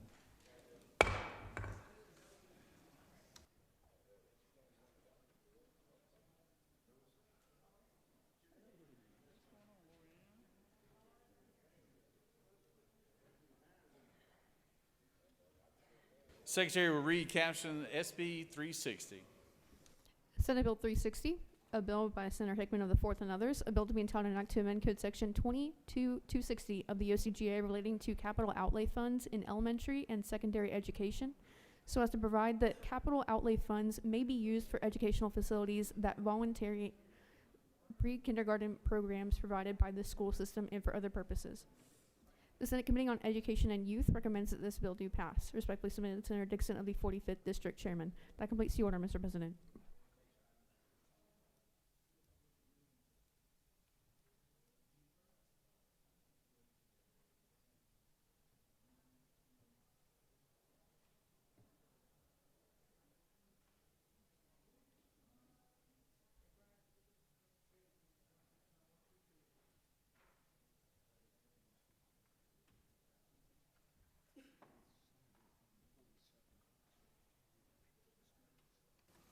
Recognize Senator from the 42nd. For what purpose? Oh, you're the bill author. Well, I recognize you. Come on down. Oh, recognize. Okay, Senator from the 4th. Sorry, from the 4th. Sorry, Senator. I thought you.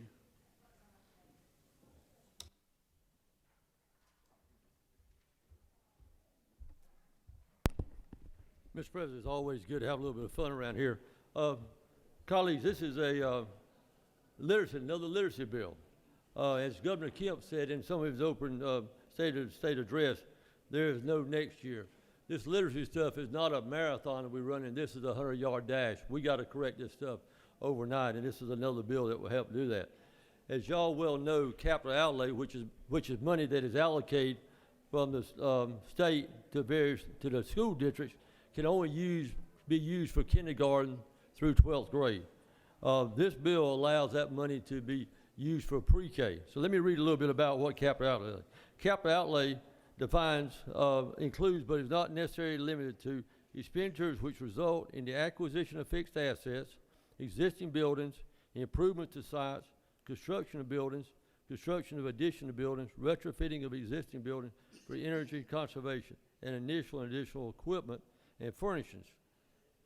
Goes on, for every dollar of capital outlay, for every dollar that the state funds for capital improvements, the local school system or district is required to use a percentage of local funds, ESPLOS money, for that project.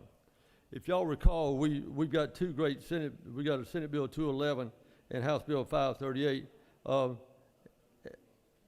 that addresses literacy. And as you well know, the capital outlay cannot be used for pre-K. While still in 2019, why this is so important in 2019, if you recall, only 43.49% of our children in third grade were reading on third grade level. So why wouldn't we want our children to be learning earlier in school? That's what's important. The earlier they learn, the quicker they're going to have the reading skills. Let me give you some numbers. I don't want you to get confused with enrollment numbers versus saturation rate, okay? In the state of Georgia, there's a certain number of lottery classrooms. And in those particular classrooms that are allocated to the school districts and all, 91.2% of those classrooms are filled, okay? That's enrollment rate. Now let me tell you about saturation rate. Saturation rate is if you take all the children in Georgia, the whole population of children in Georgia, and look at the number of those children that are in a lottery-funded pre-K program, only 61% of those children in a lottery-funded pre-K program. So where are they at? They probably at home with grandmother. They may be home with Aunt Susie. They may be playing out in the yard, or they may be in a very good daycare center. But that represents over 51,000 students, 51,000 children in Georgia that are not in a lottery-funded pre-K program. That's why this bill is so important. We need more pre-K classrooms. If you recall, this does not increase money because the funding for pre-K comes from lottery. So it's not any money coming out of our state budget on this. Y'all remember how important that we've said that if a child goes, if the senator from the 2nd goes to pre-K and the senator from 2nd goes to kindergarten, and me, if I do not go to pre-K or kindergarten, the senator from 2nd is already 2 years ahead of me when we go in 1st grade. So he knows his numbers. He can probably read some. He can do. He knows his colors. He knows how to line up. He knows how to sit still. Pre-K is another way of getting our children ready to be able to read. The fiscal note on this is just unbelievable. It would only be $181 additional dollars per child going out of the budget for this. We spend more than that, people, in Atlanta, Georgia, going to restaurants at night. So $181 is not a big deal. I've talked to many school superintendents. I talked to school superintendents just a few minutes ago from Tattnall County. All school superintendents are supporting this bill. They're excited about this bill. This bill passed the Education Committee 7-0. Mr. President, I'll yield the well for questions. You do have a couple questions, Senator. Senator from the 26th.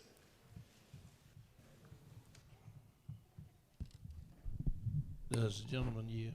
Yes, sir, I do.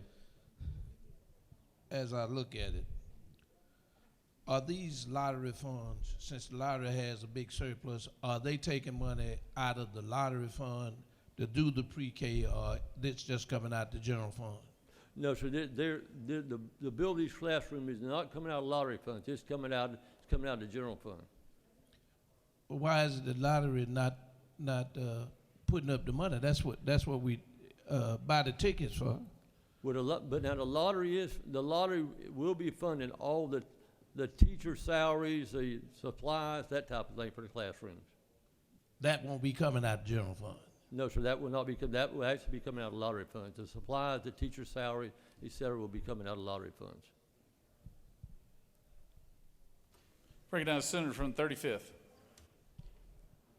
Mr. President, I didn't want to ask a question. I wanted to excuse someone. Oh. Does he want me to do it now? Okay, I have to wait till you leave the well, I think. Is that correct?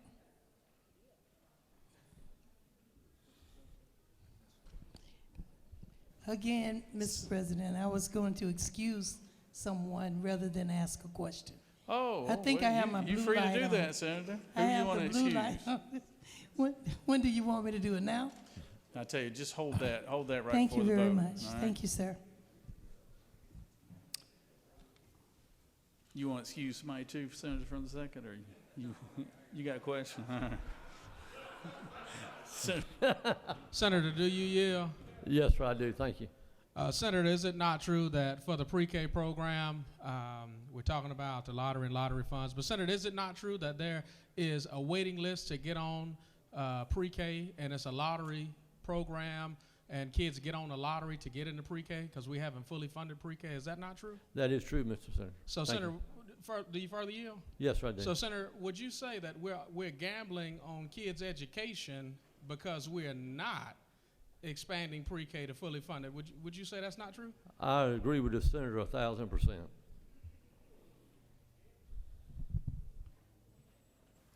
1,000% more than 100. Senator, you have no more questions. Thank you, sir. Please press green. Thank you, sir. Recognize the Senator from the 42nd to speak to the measure.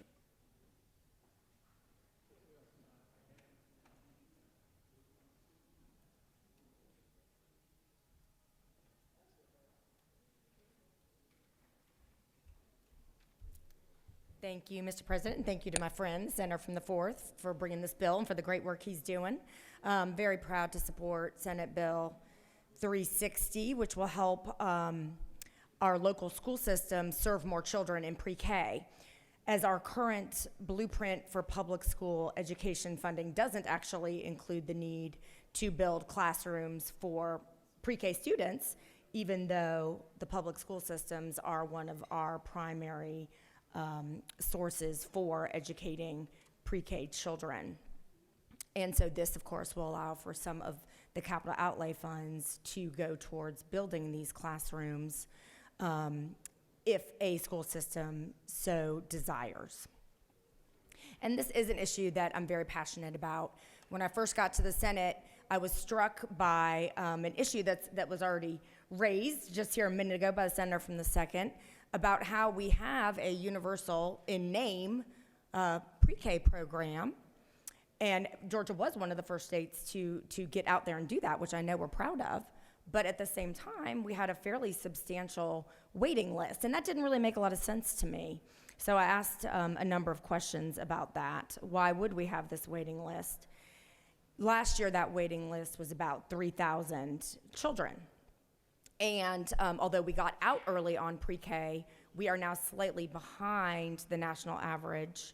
According to the National Center for Education Statistics, we are slightly behind the national average with respect to the number of 3 to 5-year-old children who are enrolled in pre-K. One of the reasons for that waiting list is a lack of facilities, and this bill today will help with that problem, although it will not certainly solve it all on its own. This gap in the ability to attend pre-K is what I wanted to speak about for a number of very briefly. It matters significantly if we have children who would otherwise be enrolled in pre-K who are unable to attend either for funding or facilities reasons, because high quality early childhood education is so strongly linked to successful outcomes both in education and therefore in life.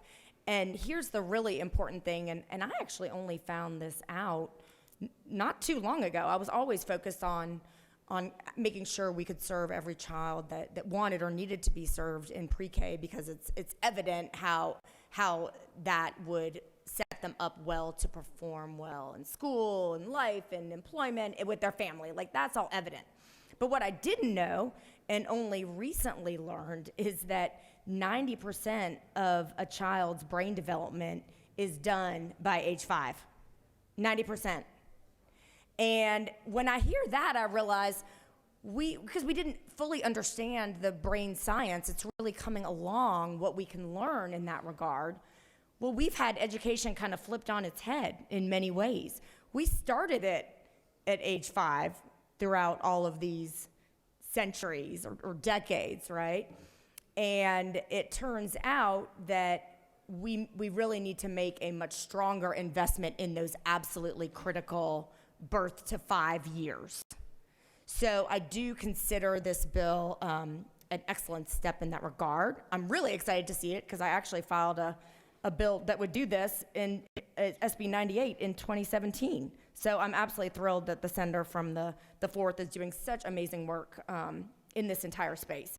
And I hope that we will consider this a first step. I know that our president and the senator from the 56th and others are doing some work on the high quality childcare piece and the pre-K access piece.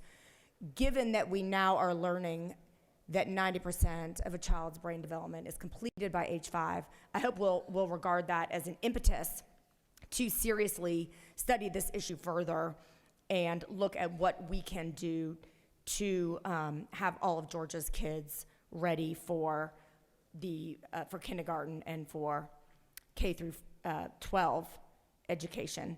And I look forward to continuing to be a part of those conversations.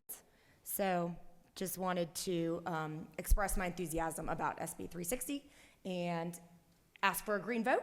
And if there are no questions, I'll yield the floor. You do have one question, All right. Senator. Senator from 36. Thank you. This is a Senator Yield. Certainly, to my friend from Senator, Fulton. if I could, isn't it true? I'd like to add a little bit more history to this. I'd welcome that, Senator. And isn't it true that in the 90s, then Governor Zell Miller, when he created the Hope Scholarship, shared the news that you just shared about brain development by Well, the age of 5. thank you for educating me on that. Yes. How critically important is that? And further, isn't it true that I have the knowledge and attended the conference that he had on understanding the developing brain? So this really raises a flag for us that it's time to move in the direction that this bill takes us. And I was here in the 90s when Governor Miller proclaimed that children need to be educated at a very young age, embraced. And that's why, isn't it true, that Governor Miller sent home with each newborn the little engine that could. Mm-hmm. Yep. Beginning that journey to learning as the child came home with their mother from the hospital. That is certainly true. And, I know we're all grateful to the work that Governor Miller did with you as a legislator and others in this room to advance that conversation in the 90s. And let's not let 30 more years go by before we make substantial improvements to what we did in the 90s. That's the message I want to leave everyone with today. Thank you. I yield the way. Senator has yielded. Does any other senator wish to speak for or against the measure? Senator from the 53rd, for what purpose do you rise? Parliamentary inquiry, Mr. President. State your inquiry. Not to be outdone and to add a little bit more history to this, I'd just like to acknowledge my cousin, Miss Ella Marie Moore, the very first pre-K teacher in Georgia. All right. What year was that, Senator? Senator from the 35th, and now is the appropriate time. Thank you, Mr. President. I would like unanimous consent to excuse the senator from the 22nd, our whip from the 22nd. Without to objection, Senator from the excuse. 22nd is excused. Did you say 26 as well? No, just Just 22. the 22nd? Okay. Thank Without you. objection, Senator from the 22nd is excused. Does any other senator wish to speak for or against the measure? Chair hears none. Is there objection to the previous question being ordered? Chair hears none. The previous question is ordered. Is there objection to agreeing to the report of the committee which is favorable to the passage of the bill? Chair hears none. The report of the committee is agreed to. Is there objection to the main question being ordered? Chair hears none. The main question is ordered. Question is on the passage of the bill. All those in favor vote yea. All opposed nay. Secretary, unlock the machine.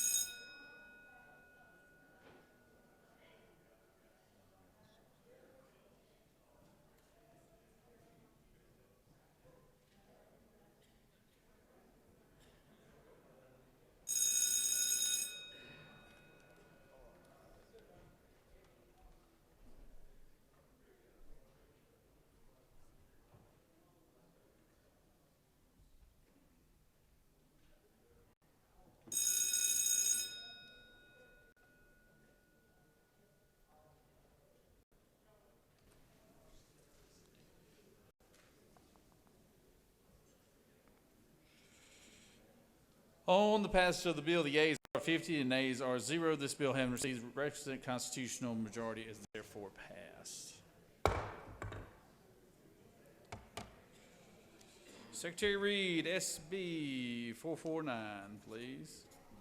Senate Bill 449, a bill by Senator Walker of the 20th and others, a bill to be entitled an act to amend Code Section 31712.8 of the OCGA relating to certification as nursing aid and employer-sponsored training and competency examination program and for other purposes.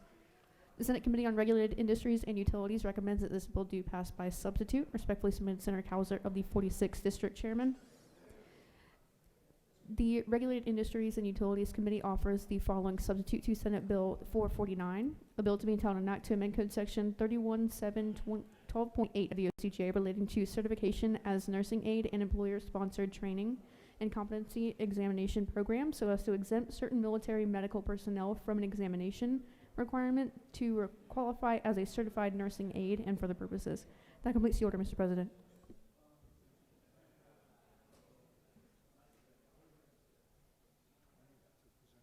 Recognize Senator from the 20th to present the bill.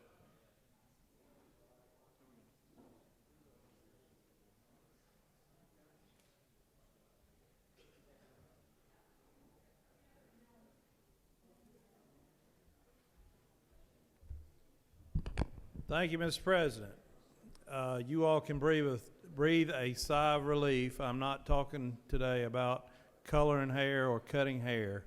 We're going to move on to another topic.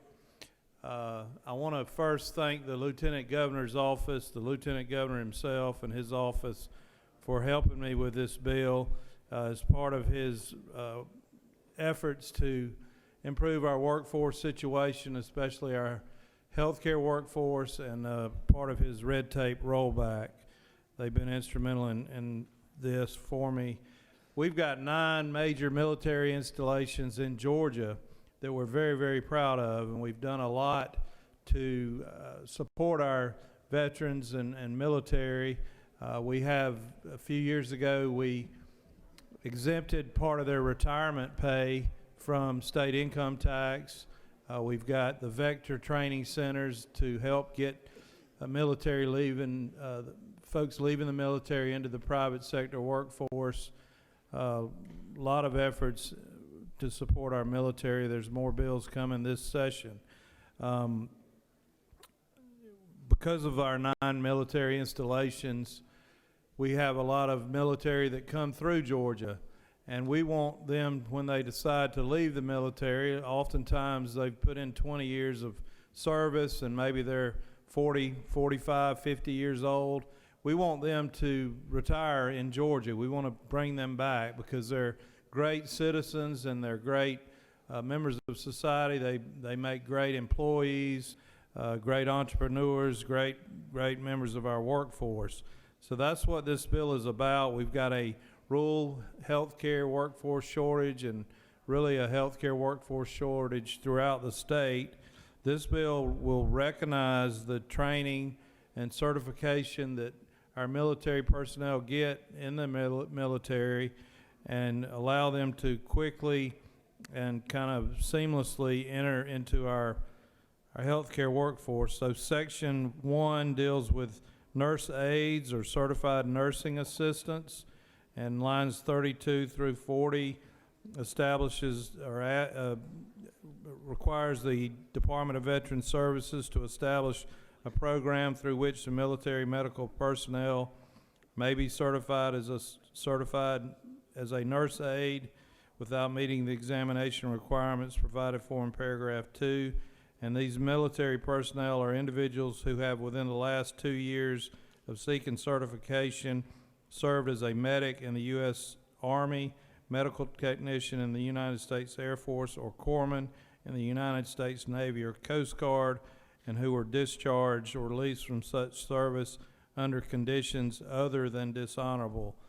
So that's CNAs. Section 2 deals with paramedics and cardiac technicians with the same language that I just read you on lines 69 through 77. It repeats that language that I read earlier. And then Section 3 is for emergency medical technicians and trainees.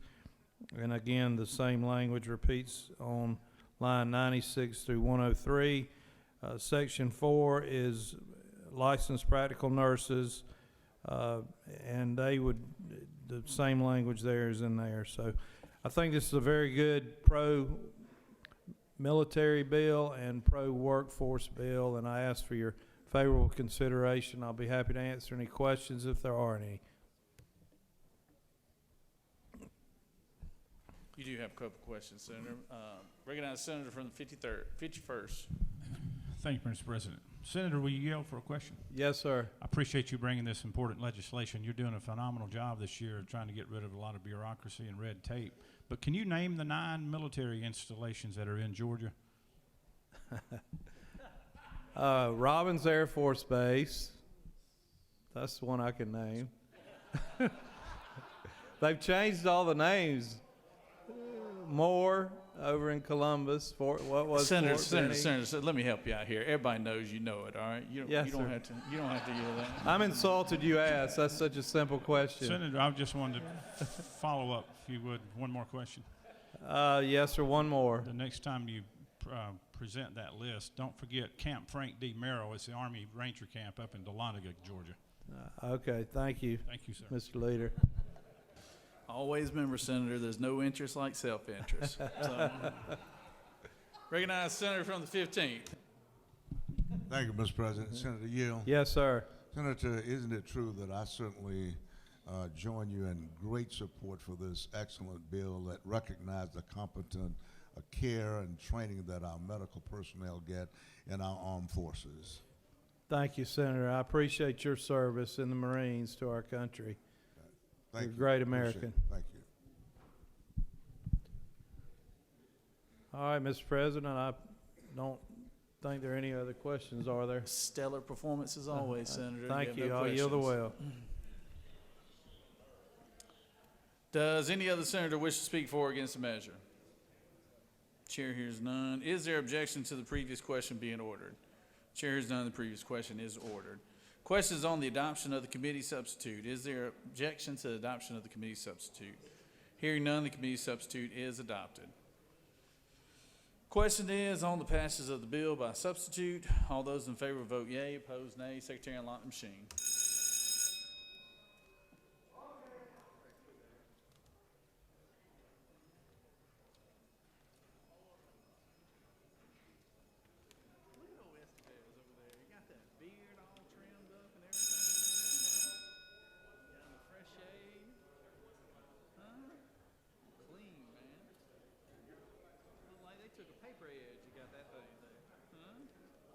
Do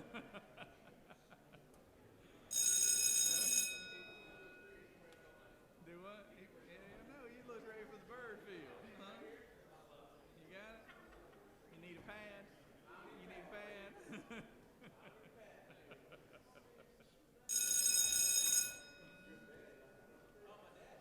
Put an orange cap on him. He got it, baby.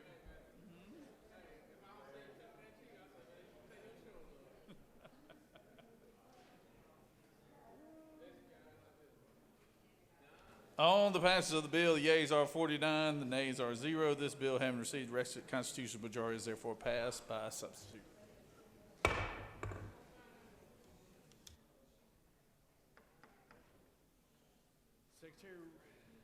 Secretary read caption of 374, Senate Bill 374. Senate Bill 374, a bill by Senator Walker of the 20th and others, a bill to be entitled an act to amend Chapter 15 of Title 43 of the OCGA, the Professional Engineers and Land Surveyors Act of 2021, so as to change provisions relating to land surveyor interns and professional land surveyors to provide for educational requirements and for other purposes. The Senate Committee on Regulated Industries and Utilities recommends that this bill do pass by substitute. Respectfully submitted, Senator Cowser of the 46th District Chairman. The Regulated Industries and Utilities Committee offers the following substitute to Senate Bill 374. A bill to be entitled an act to amend Chapter 15 of Title 43 of the OCGA relating to the Professional Engineers and Land Surveyors Act of 2021, so as to change provisions relating to professional land surveyors, to provide new powers to the Georgia Professional Engineers and Land Surveyors Board concerning land surveyor intern certificates, and for other purposes. That completes the order, Mr. President. Recognize Senator from the 20th.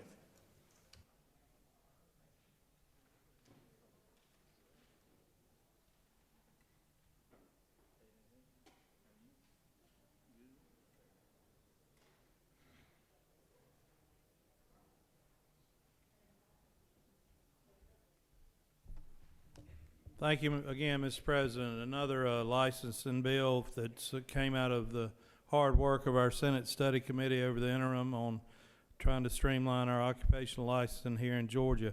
Senate Bill 374 changes the laws governing licensure for land surveyors to streamline and modernize the licensure process.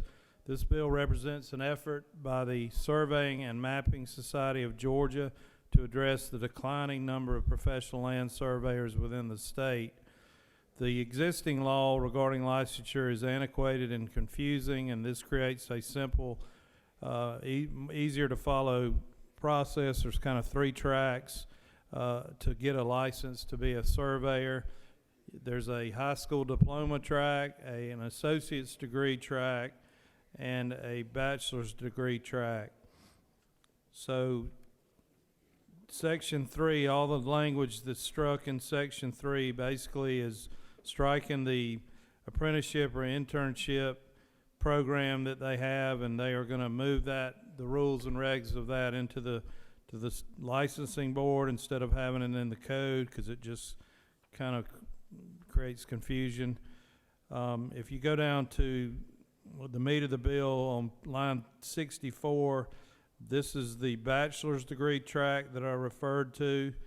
All three of these require at least 18 semester hours of credit or its equivalent in land surveying subjects acceptable to the board.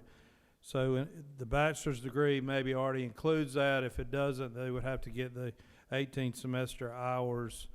And then after they satisfy the education requirement, currently they have to wait till they do their field experience to be able to start taking the series of exams. This allows them to take the exams that are mostly academic in nature. So there's two national exams, and then there's a state of Georgia specific exam. It allows them to take that after their education requirement is met, and they don't have to wait. They can take it while they're getting their field experience. So there's a fundamental of surveying exam and a practices and principles surveying exam, and then a state specific exam. So going back to the bachelor's degree, you've got to get the education, and on line 81 you would have to have 3 years of combined office and field experience. It's currently 4 years, so it's reducing that from 4 to 3.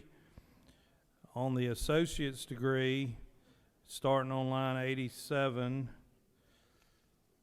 and if you read down to line 101, the field experience is reduced from 6 to 5 years for the associate's degree. And then on the high school diploma, if you look on line E, the experience is now 8 years, and they can take the exams while they're getting their field experience. And currently, they can't take the exam until after 4 years of field experience. Then they have to take these 3 exams that might take a year or so to get those done, and then they've got 4 more years. So for some, it was taking 10 to 12 years. Now that should take 8. That's what the bill does. I think this is a good measure in the right direction, and again, it was brought to us by the professional land surveyors themselves.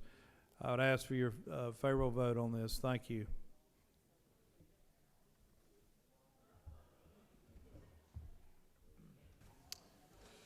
Senator has yielded. Does any other senator wish to speak for or against the measure? Chair hears none. Is there objection to the question being ordered? Chair hears none, and the previous question is ordered. Question is on the adoption of the committee substitute. Is there objection to the adoption of the committee substitute? Hearing none, the committee substitute is adopted. Is there objection to agreeing to the report of committee which is favorable to the passage of the bill? Chair hears none. Report of committee is agreed to. Is there objection to the main question being ordered? Chair hears none. The main question is ordered. Question is on the passage of the bill by substitute. All those in favor vote yea. Opposed nay. Secretary, unlock the machine.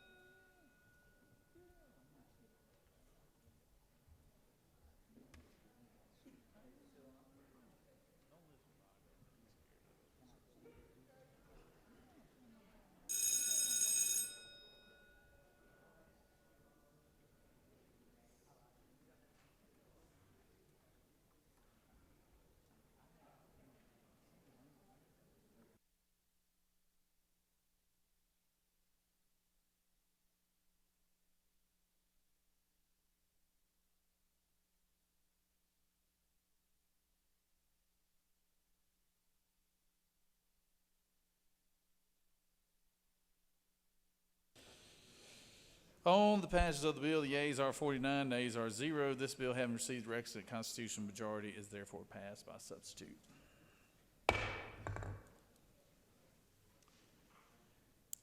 Secretary reads Senate Bill 232. Senate Bill 232, a bill by Senator Kennedy of the 18th and others, a bill to be entitled an act to amend Title 15 of the OCGA relating to courts, so as to provide for probate court fees, to provide for funding for the State Children's Trust Fund, and for other purposes. The Senate Committee on Judiciary recommends that this bill do pass by substitute. Respectfully submitted, Senator Strickland of the 17th District Chairman. The Judiciary Committee offers the following substitute to Senate Bill 232. A bill to be entitled an act to amend Title 15 of the OCGA relating to courts, so as to provide for probate court fees, to provide for definitions, to provide for funding of the State Children's Trust Fund, and for other purposes. That completes the order, Mr. President. Senator from the 2nd, for what purpose do you rise? Thank you, Mr. President. I ask for unanimous consent to excuse the senator from the 14th. Without objection, Senator from the 14th is excused. Now, I now recognize Senator from the 18th to speak to the bill.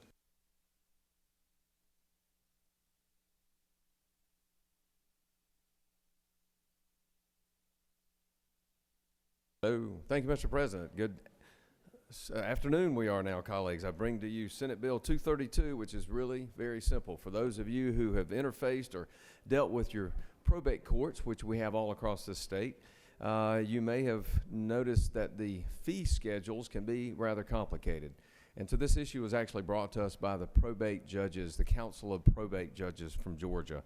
They wanted to make them uniform, simplified, and make it more understandable and easy for the public to deal with. In doing so, what they have done is they have made this, in essence, revenue neutral. So they did not take this opportunity to raise fees on litigants, attorneys, and the citizens that interface with their courts. One of the things they did was they did away with a per-page record filing fee, and so that's something that's going to save a lot of folks money. Happy to answer any questions, Mr. President. But before you ask any questions or want to comment on this bill, I would remind you that lunch is in the anteroom, and there's only one bill that there's only one more bill that stands between us and lunch after this one.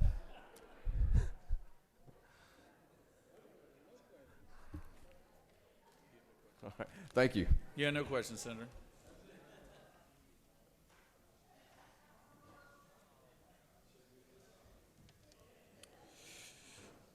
Does any other senator wish to speak for or against the measure? Chair hears none. Is there objection to the previous question being ordered? Chair hears none. The previous question is ordered. Questions on the adoption of the committee substitute. Is there objection to the adoption of the committee substitute? Hearing none, the committee substitute is adopted. Is there objection to agreeing to the report of the committee which is favorable to the passage of the bill? Chair hears none. The report of the committee is agreed to. Is there objection to the main question being ordered? Chair hears none. The main question is ordered. Questions on the passage of the bill by substitute. All those in favor vote yea. All opposed, nay. Secretary unlock the machine.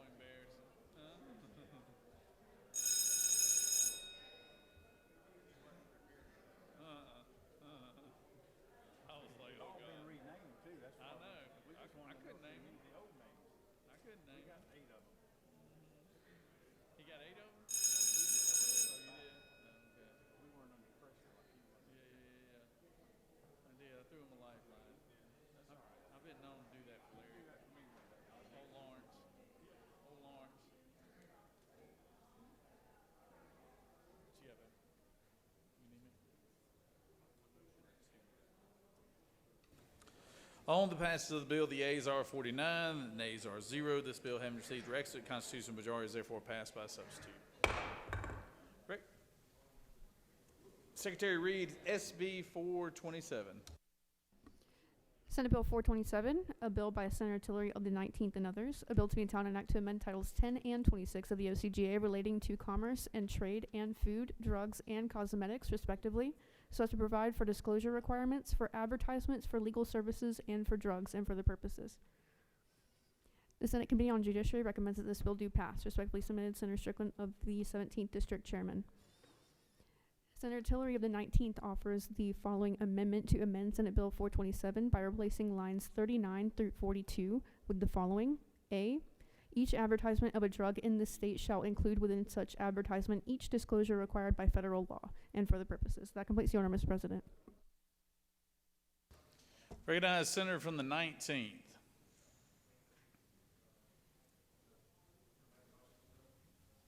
You sure can. Thank you, Mr. President. I'd like to move, in the spirit of lunch, that Senate Bill 427 be placed on the table. Oh, you're so kind, Senator. Senator has moved that the bill, Senate Bill 427, be placed on the table.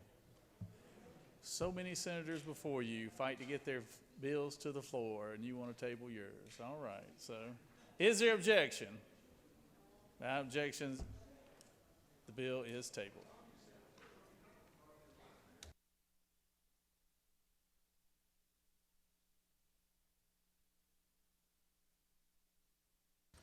Recognize the Majority Leader for motion. Thank you, Mr. President. I move that the Senate stand adjourned until 10 a.m. on Wednesday, February 21st. The Majority Leader has moved. Secretary, read the announcements. The Rules Committee will meet upon adjournment in 4:50. The Children and Families Committee will meet at 1 p.m. in 307 of the CLOB. The Banking and Financial Institutions Committee will meet at 1 p.m. in 450. The Regulated Industries Hemp Regulation Subcommittee will meet at 2 p.m. in MES 1. The Education and Youth Committee will meet at 2:30 p.m. in 307 of the CLOB. The Regulated Industries and Utilities Committee will meet at 4 p.m. in 450. The Education and Youth Subcommittee will meet at 4 p.m. in 307 of the CLOB. The Science and Technology Committee will meet at 5 p.m. in 310 of the CLOB.